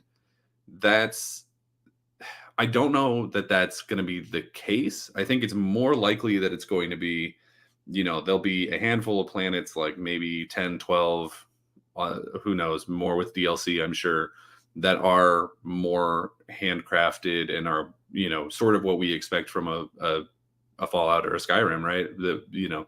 It'll be that level of experience. And then much like, any real solar system, I think the majority of those planets are just going to be, here's a rock and you can do your base building here, right? And I'm sure I know, without even having to see anything about the game, I know for a fact that that's going to be something that people really ride this game for, is like, oh, they said it was all these planets and some of these planets aren't anything. And it's like, yeah, but like, what about the good ones? You know what I mean? Because it is going to be that thing where you're going to land on a planet and it's going to be, okay, this is just for resources. Like it's going to be like Mass Effect 2. Kind of like Mass Effect-y, if you will. Where there's some planets that you land on, you drive around, they don't really do much. There's other ones you just probe and get resources, right? And then there's ones that you go and you have a whole several hour long, campaign on. Or you get eaten by a worm over and over again. Or you get eaten by a worm over and over. The hallmark sci-fi tradition of getting eaten by a giant space worm. It's going to be great. It's going to be that thing where I think a lot of people who want to be down on this game, because there's a ton of people. There's probably people in the chat right now who want to be down on this game just because it's going to be, a really big deal for Xbox, and people aren't prepared for the ridiculous amount of content and good content that Xbox is going to be able to put out over the next, hopefully, rest of their existence, now that they have so many studios, right? And this is going to be one of the first major hits on that track. And so there's going to be a lot of people who are like, these planets aren't as deep as they should be. They're not as fleshed out. But I think if we just look at the planets that actually matter, those ones should be fine. But it is something to keep an eye on, right? I know people hear procedural generation and they get scared by it, that a lot of these planets are going to be absolutely nothing. And I think you need to keep in mind, of course, that like the landscape of Skyrim and a lot of the other Bethesda games already were procedurally generated. And then they just stuck locations on top of it, right? Yeah. And, does ramping up the scale on this level mean that we're going to get a lot of situations where it's like, I've been through this same building before. Like, this is the same prefab building that's just on a new planet. Almost certainly, right? Some people are going to be cool with that. Other people are going to be real upset about it and make sure to tell everyone on Twitter that they're unsubscribing from Game Pass. But, it's going to be one of those things where we're just going to have to wait for the game and see how it turns out. Yeah, I mean, listen, obviously this game is been in the oven for quite some time. Obviously, it wasn't correct enough or wasn't right that they felt comfortable releasing it on 11/11/22 like it originally was announced. I love that they're willing to take a chance. I mean, listen, say what you want about Halo Infinite, being getting that year delay, and maybe it didn't have enough, stuff for you to do. I still gave it a 10 out of 10 because quite frankly, the multiplayer is genius. It's fantastic. So I like the fact that they're willing to and again, it takes balls of steel to do this. They literally abandoned an entire 12-month period with no first party game. Now, granted, Pentiment is coming out or it's out. And people are, I mean, it's getting tens as well as something like God of War, which is why this gaming industry is amazing. Think about that for a second. I said this on Twitter, and I don't mean to go offshoot here. In the same month, Vampire Survivors, God of War, and Pentiment, three different genres, three different sizes of games, all tens in many people's eyes. That is why we game, folks. That is why we play gaming. That's why we game on multiple platforms, because that actually exists, and I think that is freaking awesome. But Josh, let's get your opinion on this. One of the things that I find very, very interesting about Skyrim, about Starfield, is that because there are planets that are going to be procedurally generated, those water cooler moments are going to be vast. If you're a streamer, this might be the game to stream. Not because it's going to be graphically intense, it's going to look like God of War. I don't know if it is or it's not, but I know that you could find something that I may never find, whether that be a planet, a ship piece, because you could build your own ships, a weapon, a mission, whatever. I think the potential for this game is huge. My question to you is, how big do you actually think this game is going to be? Oh, I think it's going to be massive. I think it's going to be massive, and I think we're all going to be pleasantly surprised. It's going to boil down to gameplay, though. That's really what's going to be the factor here. Like when you show up at that planet, I think when you initially say, "Oh, one planet's going to be the size of Skyrim," and it's like, if we have to walk around that whole thing, that's going to be like goodbye life, goodbye any other game, goodbye everything. But if it's the kind of thing where you're scanning this planet maybe for a particular item, depending on what the sprint is like in the game, or how we can traverse these planets, where it can be much faster than maybe we can.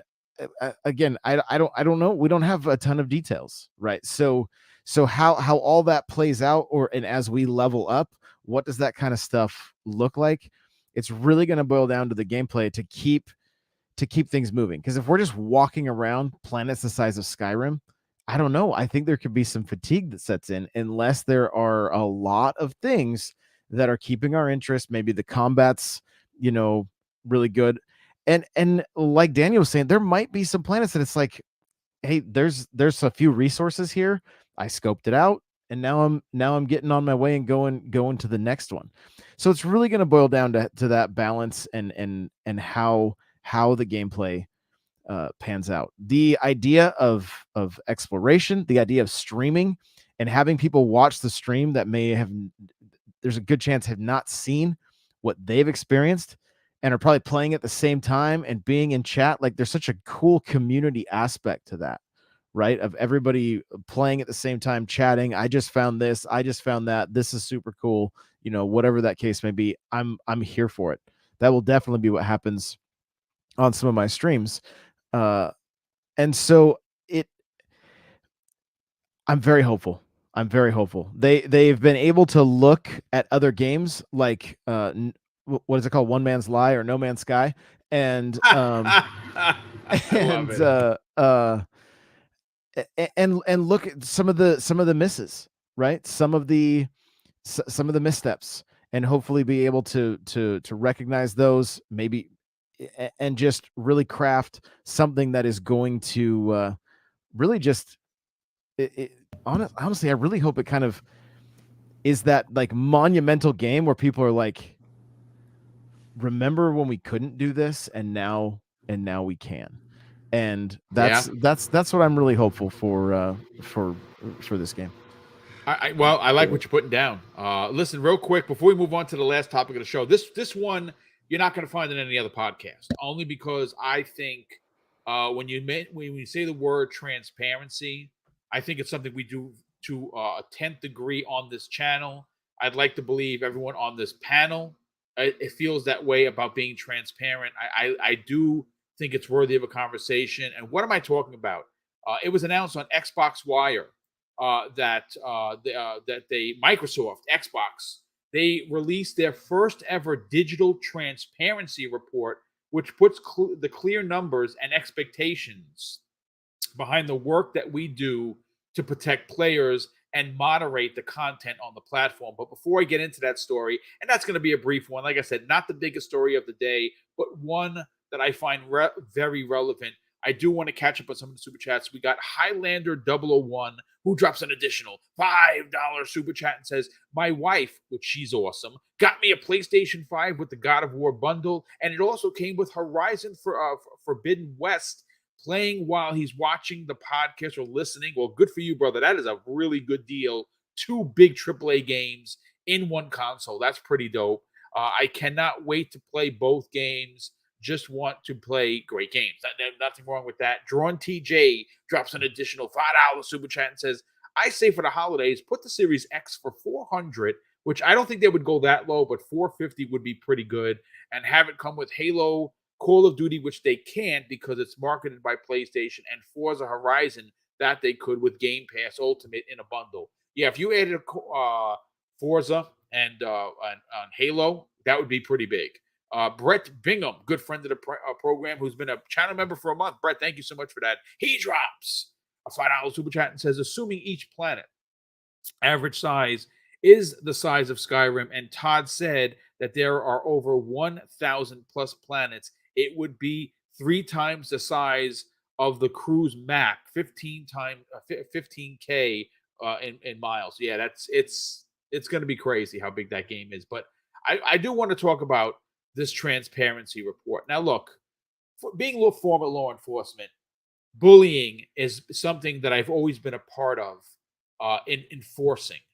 Because I was a youth officer for almost my entire career. I spent a lot of times in going into schools. As a matter of fact, I went back to the school I graduated in '89, went back in '97 as the school cop, as the youth officer. It is a dream come true. I even got a chance to see some of my teachers.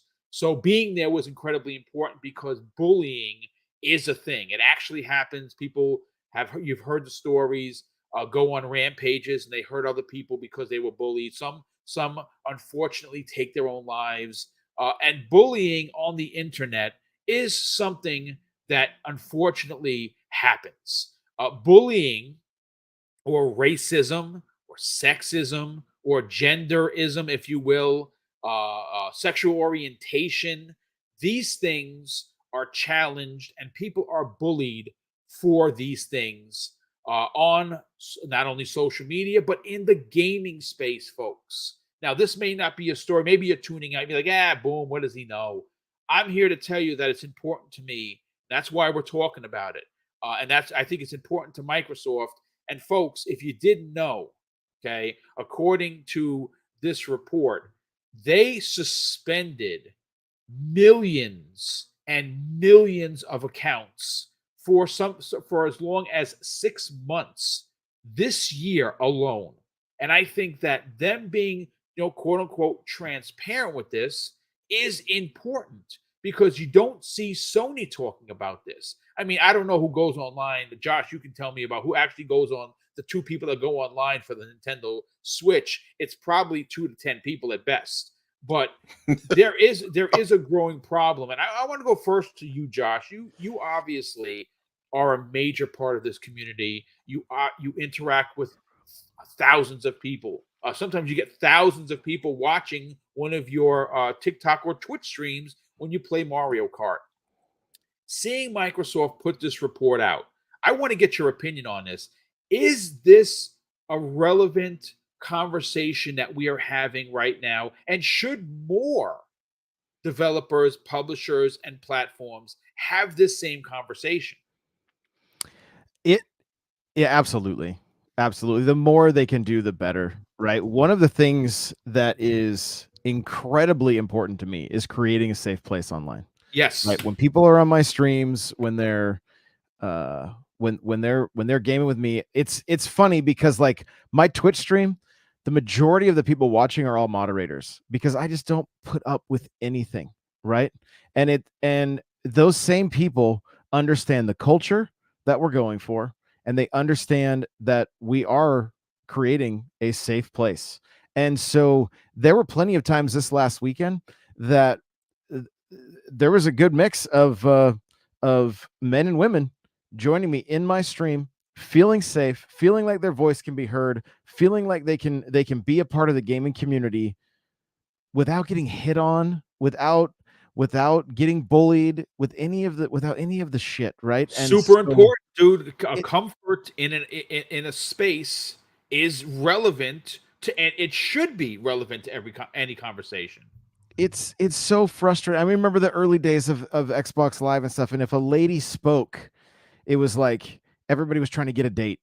And it's just like, what, like, can she not just play some Crimson Skies or, you know, like I remember a time in particular where I could hear my wife playing with some guys, and I could tell they were flirting with her. And I came out, I grabbed the controller, I just completely smoked them, and then they were like, "Man, you're I actually love really that. good. You're That is really good awesome. at this," right? And then I went back to bed. That was a passive aggressive way to get them out of the way for you. I see what you did there, Josh. You're like, "Hey, baby, how are you?" Like, hold on 1 second. Yeah. Let me take you to school Unlimited real quick. combos, right? So, but I mean, it's it's super important. It's such a tough thing because it's like you're talking about like waves and waves of, and these people just create new accounts, right? And so the banning system, it's going to have to continue to get better, be on an IP level, like really give these people consequences for their actions, because it's not hard to not be a dickhead. It's not. You can play your game. It can be enjoyable for you, and it can be enjoyable for everybody else. And the thing is, what's crazy is I like yesterday we had an in-depth discussion on why Super Mario Galaxy 1 and 2, like which one was better, right? And hearing everybody's voice and hearing everybody's opinion, but watching people step lightly, and it's like, no, just speak your mind. Like it's okay that we don't agree. And and it was really fun because you've got, not only do you've got men and women there, you've got a complete different, like the demographic of the age group from older people to younger people, where some of the people that grew up with the Wii and Mario Galaxy was their first Mario, they're like, it's the best game ever made, right? But I mean, I know that Super Mario Brothers 2 wasn't the best Mario game, but the nostalgia It's I my have least for it, favorite of all of them, honestly. sure, Yeah. it's not it. But for me, my best friend who I lost at 19, that's what we grew up playing together.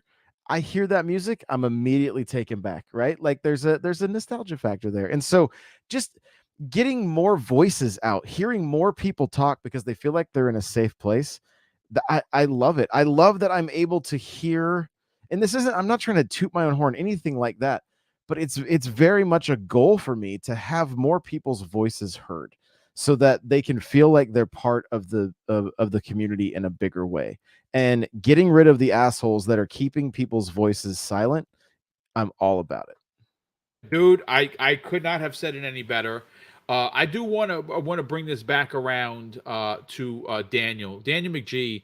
I got some stats in front of me, and they're quite shocking. According to the report, and again, this comes to us with news.xbox.com.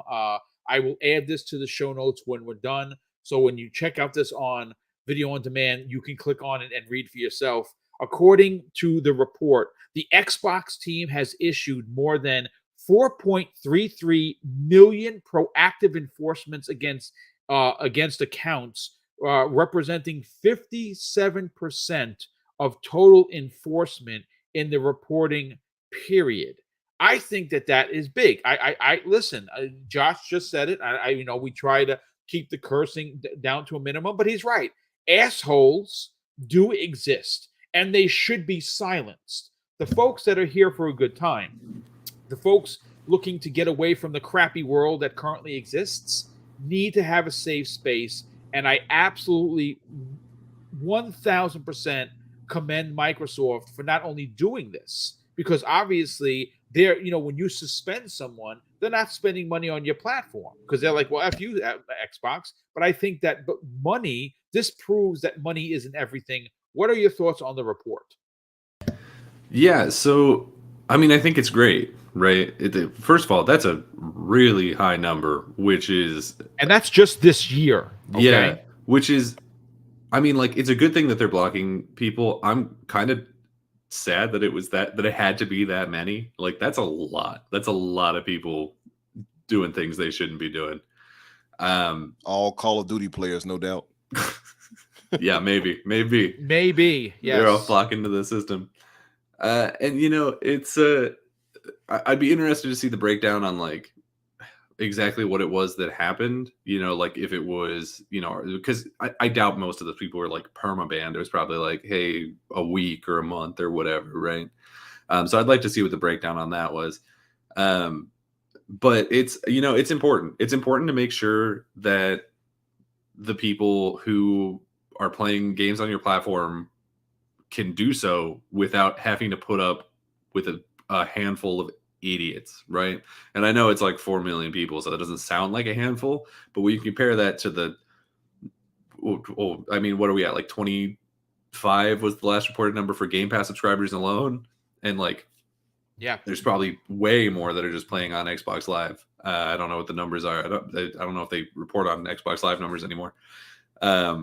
But it's mandatory, right? If you're trying to reach more people, you want to make sure that when those people get onto your platform, that they have a good time. And that's not going to happen if they jump on and they're immediately, greeted by like OG Xbox racial slurs and stuff, right? So it's really good to hear that they're taking it seriously, right? They clearly have a system that's working, that's keeping a good number of people who are problematic at least out of the general pool of the public, and I think that's great. I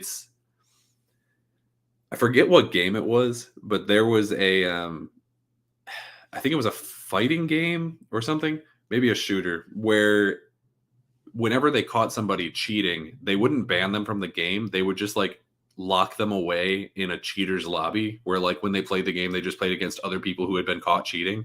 I love that. So it was just great. Like a complete mess. And I almost wonder if that would be a funnier thing to do with people who are banned for like, hate speech or anything like that.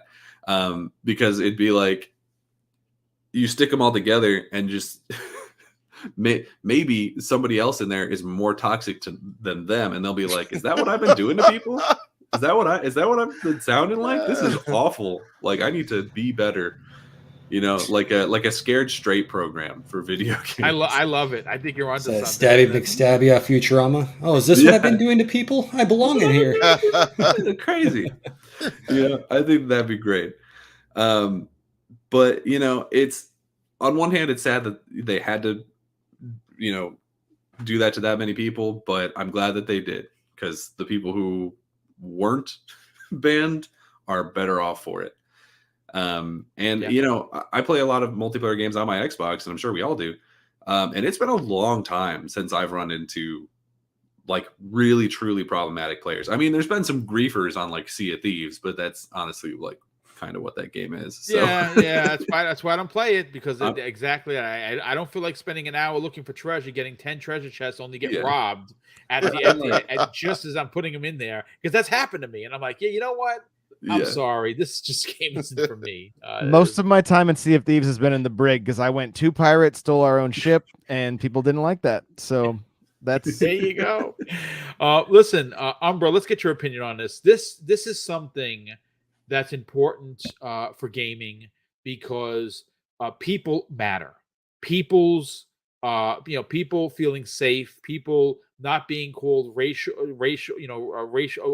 being attacked racial, that's motivated by race, creed, color, sexuality, whatever, is important.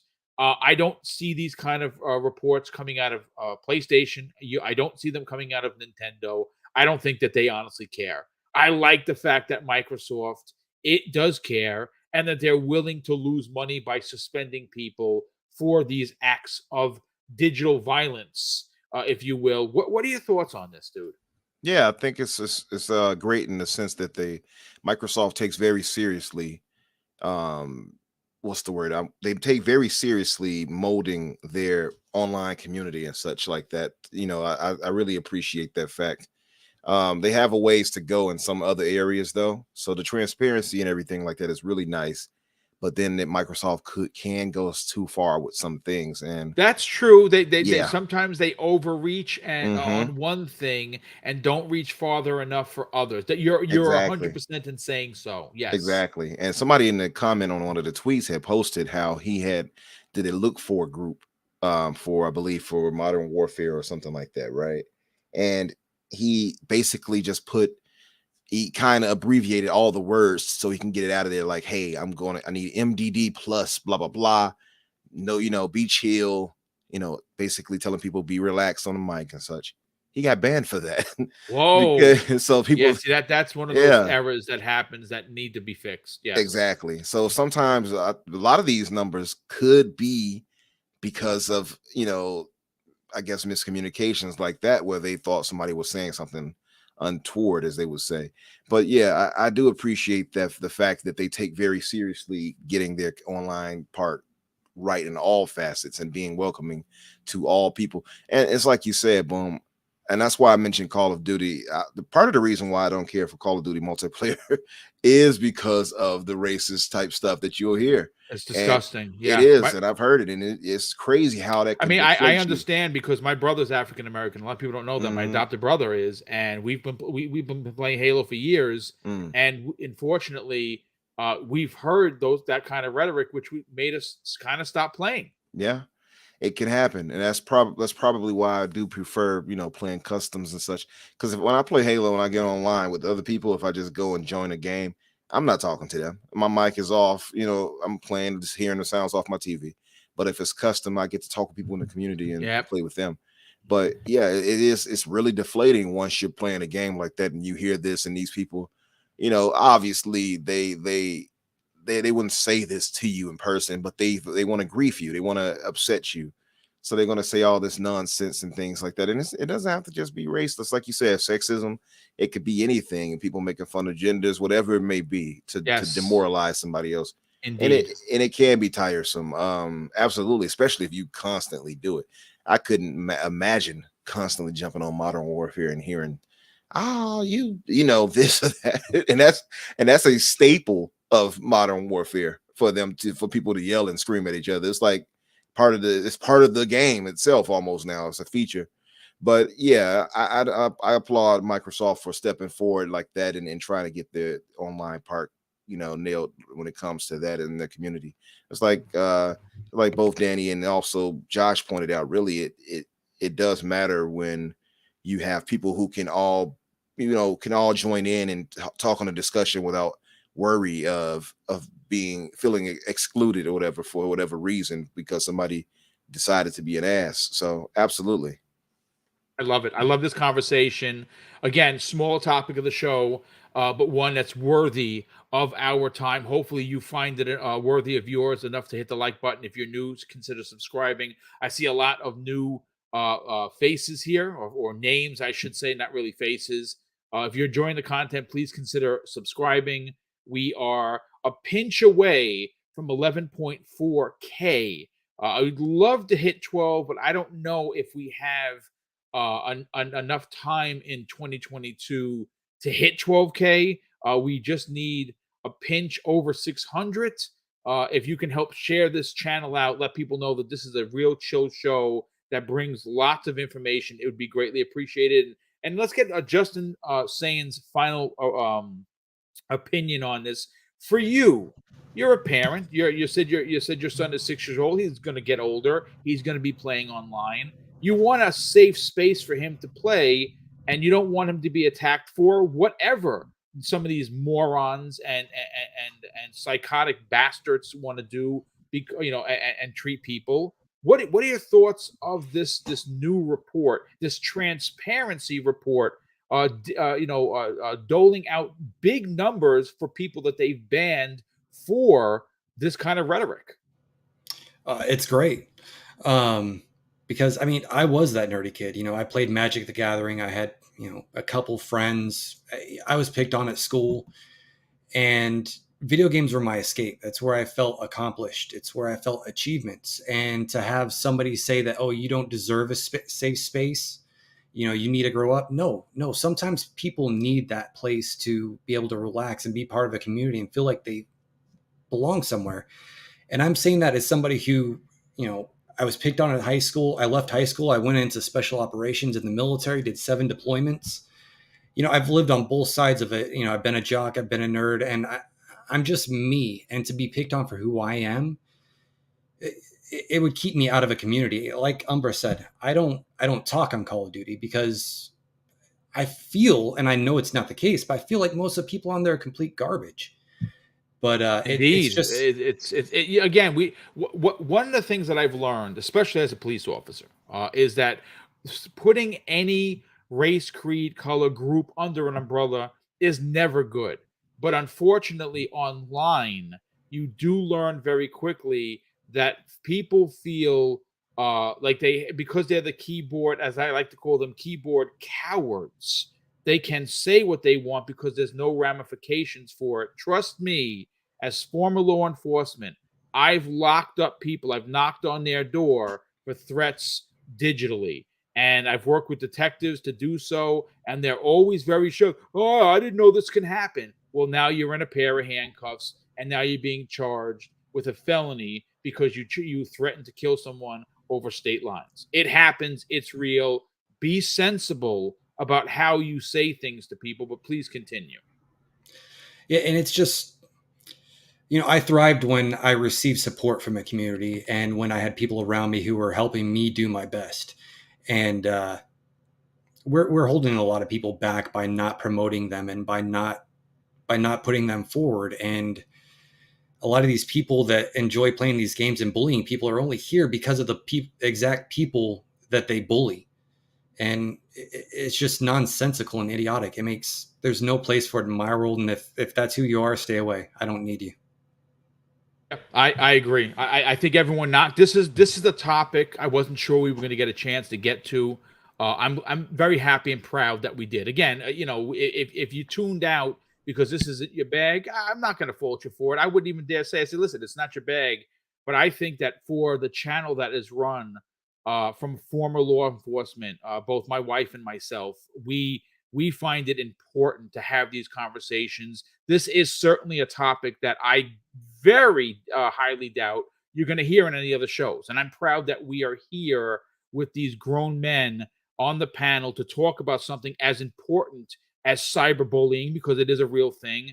And I love the fact that Microsoft is answering that call. But ladies and gentlemen, that is going to do it for this week's new episode of the Xbox Factor podcast. I want to thank the 470 people that we had here. We missed 500 by a pinch. If you are new to the channel, please consider subscribing. If you are not, if you're still here, before you get out of here, hit the like button. It does help more than you know. Let's get to the outros. Justin saying, welcome back, brother. Thank you so much for being here.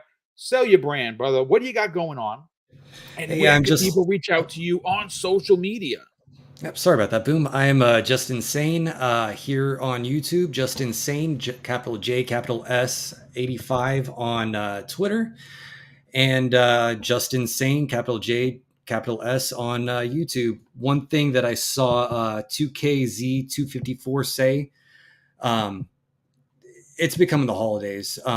Reach out to me on Discord, Xbox, anywhere. If you're having problems, like serious mental problems, now is a big time that people start offing themselves, and it's not good. I saw a lot of it in the military. I'm sure Boom saw a lot of it in the police force. Absolutely. Yeah. That's a good public announcement, brother. Thank you for that. Reach out this time of year. You don't even have to follow me, man. Just if you're having problems, I embarrassed myself the other day. Daniel McGee posted a GIF and it was a sad Batman. I instantly, that's what's on my mind, being from the military. Okay, what's going on? I reached out to him, made an idiot of myself, but I would have been a little bit cringy and reached out, then there have been an actual problem. No, So, hey, I really appreciate that. Don't feel bad about that at all. That was great.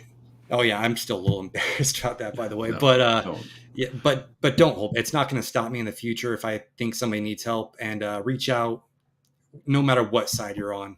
It's now is not the time to be losing somebody. It's also not a time to be alone. Like I said, my DMs are open. I have talked people off a ledge multiple times, not only in my police career, but in my YouTube career. And I think that it's incredibly important that sometimes all you need is a kind ear or shoulder. And I have big ones. I kind of have big ears, but I also have big shoulders because, well, I used to work out a lot, and well, there you go. But listen, if you're having issues, if you're having doubts, if you're having questions that you might do something that could potentially hurt yourself, do reach out to someone, whether that be a parent, a best friend, a lover, a next door neighbor, whoever, somebody in the community that you watch. There are a lot of people that are willing to listen, and I think that is a great, great way for you to do your outro, Justin. Thank you for that. Infinite Umbra, sell your brand, brother, and tell us what's going on with that court battle with Risk It for the Biscuit. Are you going to get your Infinite name back? Yes. We're going through tight litigation right now. I think I got him on the ropes. I love it. He's over there. Brother, you sure you want to do this? This is not good. But yeah.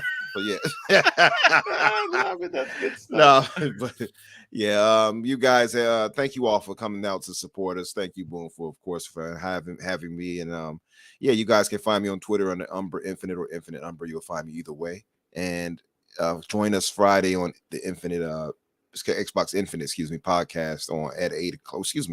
Now we have the time switch now because of daylight savings. Yes. So it's 7 o'clock Eastern now. You guys can join us. 6 o'clock for me here in Chicago. We had a bit of an issue with that. We had Dealer come through last week, and he's on the same time zone as me. And we were like, they hit me up. They like, Umber, where are you, man? We're about to start. I'm like, what? I'm like, we got an hour. They're like, no, it's already starting now. I'm like, I hate when that happens, dude. Yeah, you're running. Yep. So yeah, 7 o'clock Eastern now. You all can join us for that, and it's on Risk It's channel. And we have a guest. I forgot her name at the moment. Sorry to say, but she's not exactly super well known. That's you know what? Yeah. I love those kind of guests. I think that more shows should open up their doors to more people that don't have 50, 100, 1 million subscribers. I think that absolutely agree. Allowing voices of every. It's the only reason I'm here. Yeah, I mean, listen, dude. That's one of the things. And again, I don't want to jump on your outro, but it's important to Double Barrel Gaming to invite new voices and get different opinions on this show. If you're ever wanted to read, you wanted to get your shot, get your bucket list checked off, and you want to be on one of my shows, one of 5 shows that I do weekly, or some of the other shows that you listen to, like the Xbox Infinite podcast, reach out to Risk It, reach out to myself, and we'll make that happen. But please continue. No, just to give you credit for that, Boom. I mean, I remember you reaching out to me during that, and like you guys, I don't look at myself in any elevated situation or anything like that. The guys in the chat, as much like you all have great takes, you all have great opinions. People had seen me in the community and were like, talking about me often because they often saw me talking. I'd be in spaces, whatever it may have been. And Boom saw me. He was like, hey, why don't you come up here? Blah, blah, blah. And the rest was history, and he invited me in, and that was it. So just to give you your credit there, Boom, you absolutely do reach out to the community. Thank you, brother. I appreciate that about you. Oh yeah, I appreciate that about you. And for the guys in chat, I saw some of you mentioning, some of the hardships of going through dealing with like what the fellas were just talking about a second ago. Absolutely, my DMs are also always open if you and of course, if you ever see me online on Xbox, you're always welcome to come in and talk with us. And that's really it. And thank you guys for coming, like I said, out to support us and every Tuesday.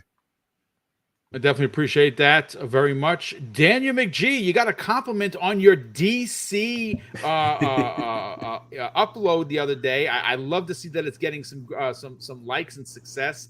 Talk about your YouTube channel, where the people could subscribe And more importantly, where can people strike up a conversation on social media? Listen, look at that. I was about to do a loop-de-loop and I fell. That's crazy. Yeah, Don't I've get in been the car with laughing. me, folks. That's all I've I'm been going laughing to at some of these say.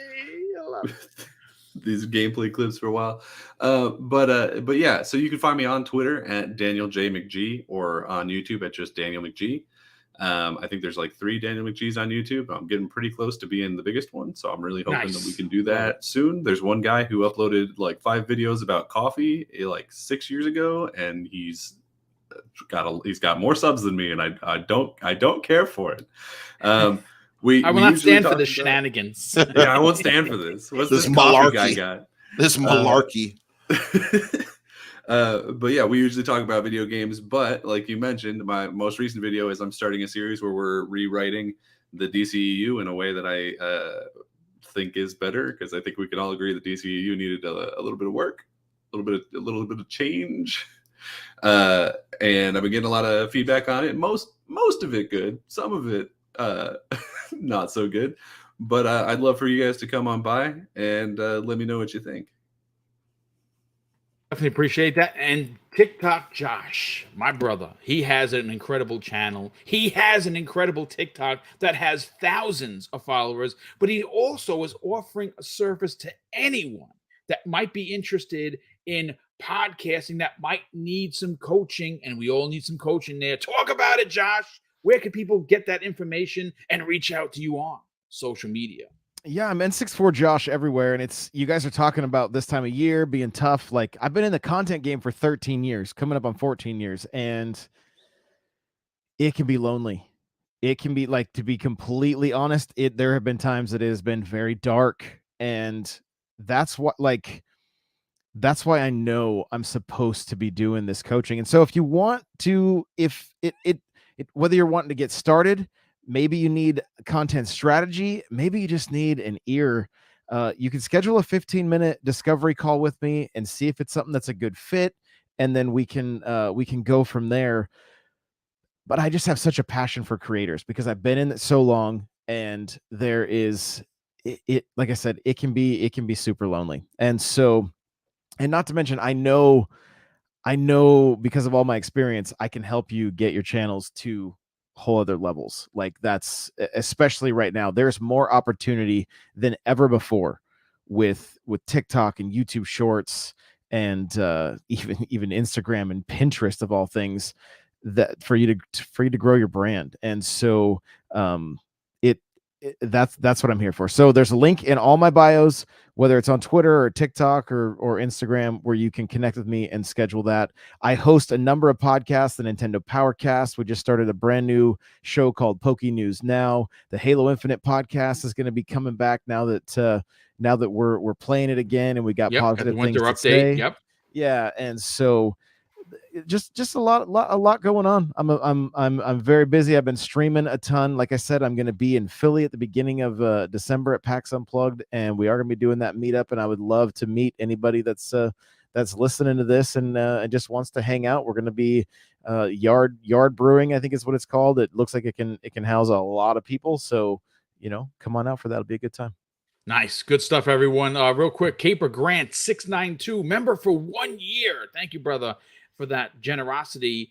He says, actually, it's been for 17 months. Holy matrimony. He says, great show, guys. Well, thank you so much for the compliment, and thank you for being here and a part of Xbox.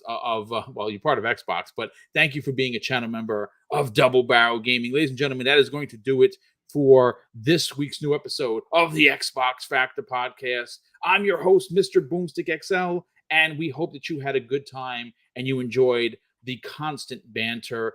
Please consider subscribing and hitting the like button on your way out. Obviously, I want to say a big thank you to all the super chats. Those obviously help the show grow in regards to equipment, programs that help me build, up the thumbnails, the artwork, and of course, the giveaways that we do. And of course, I'm going to close out the show, folks, with something that's important to me. Hopefully one day it'll be important to you. And that's something that my father taught me when we were kids. And he would say, Craig, treat others how you want to be treated. And also doesn't cost anything to be nice. You live by those rules, son. I can guarantee you're going to have an awesome day. So take care, everyone. We'll see you next week on the newest episode of the Xbox Factor podcast.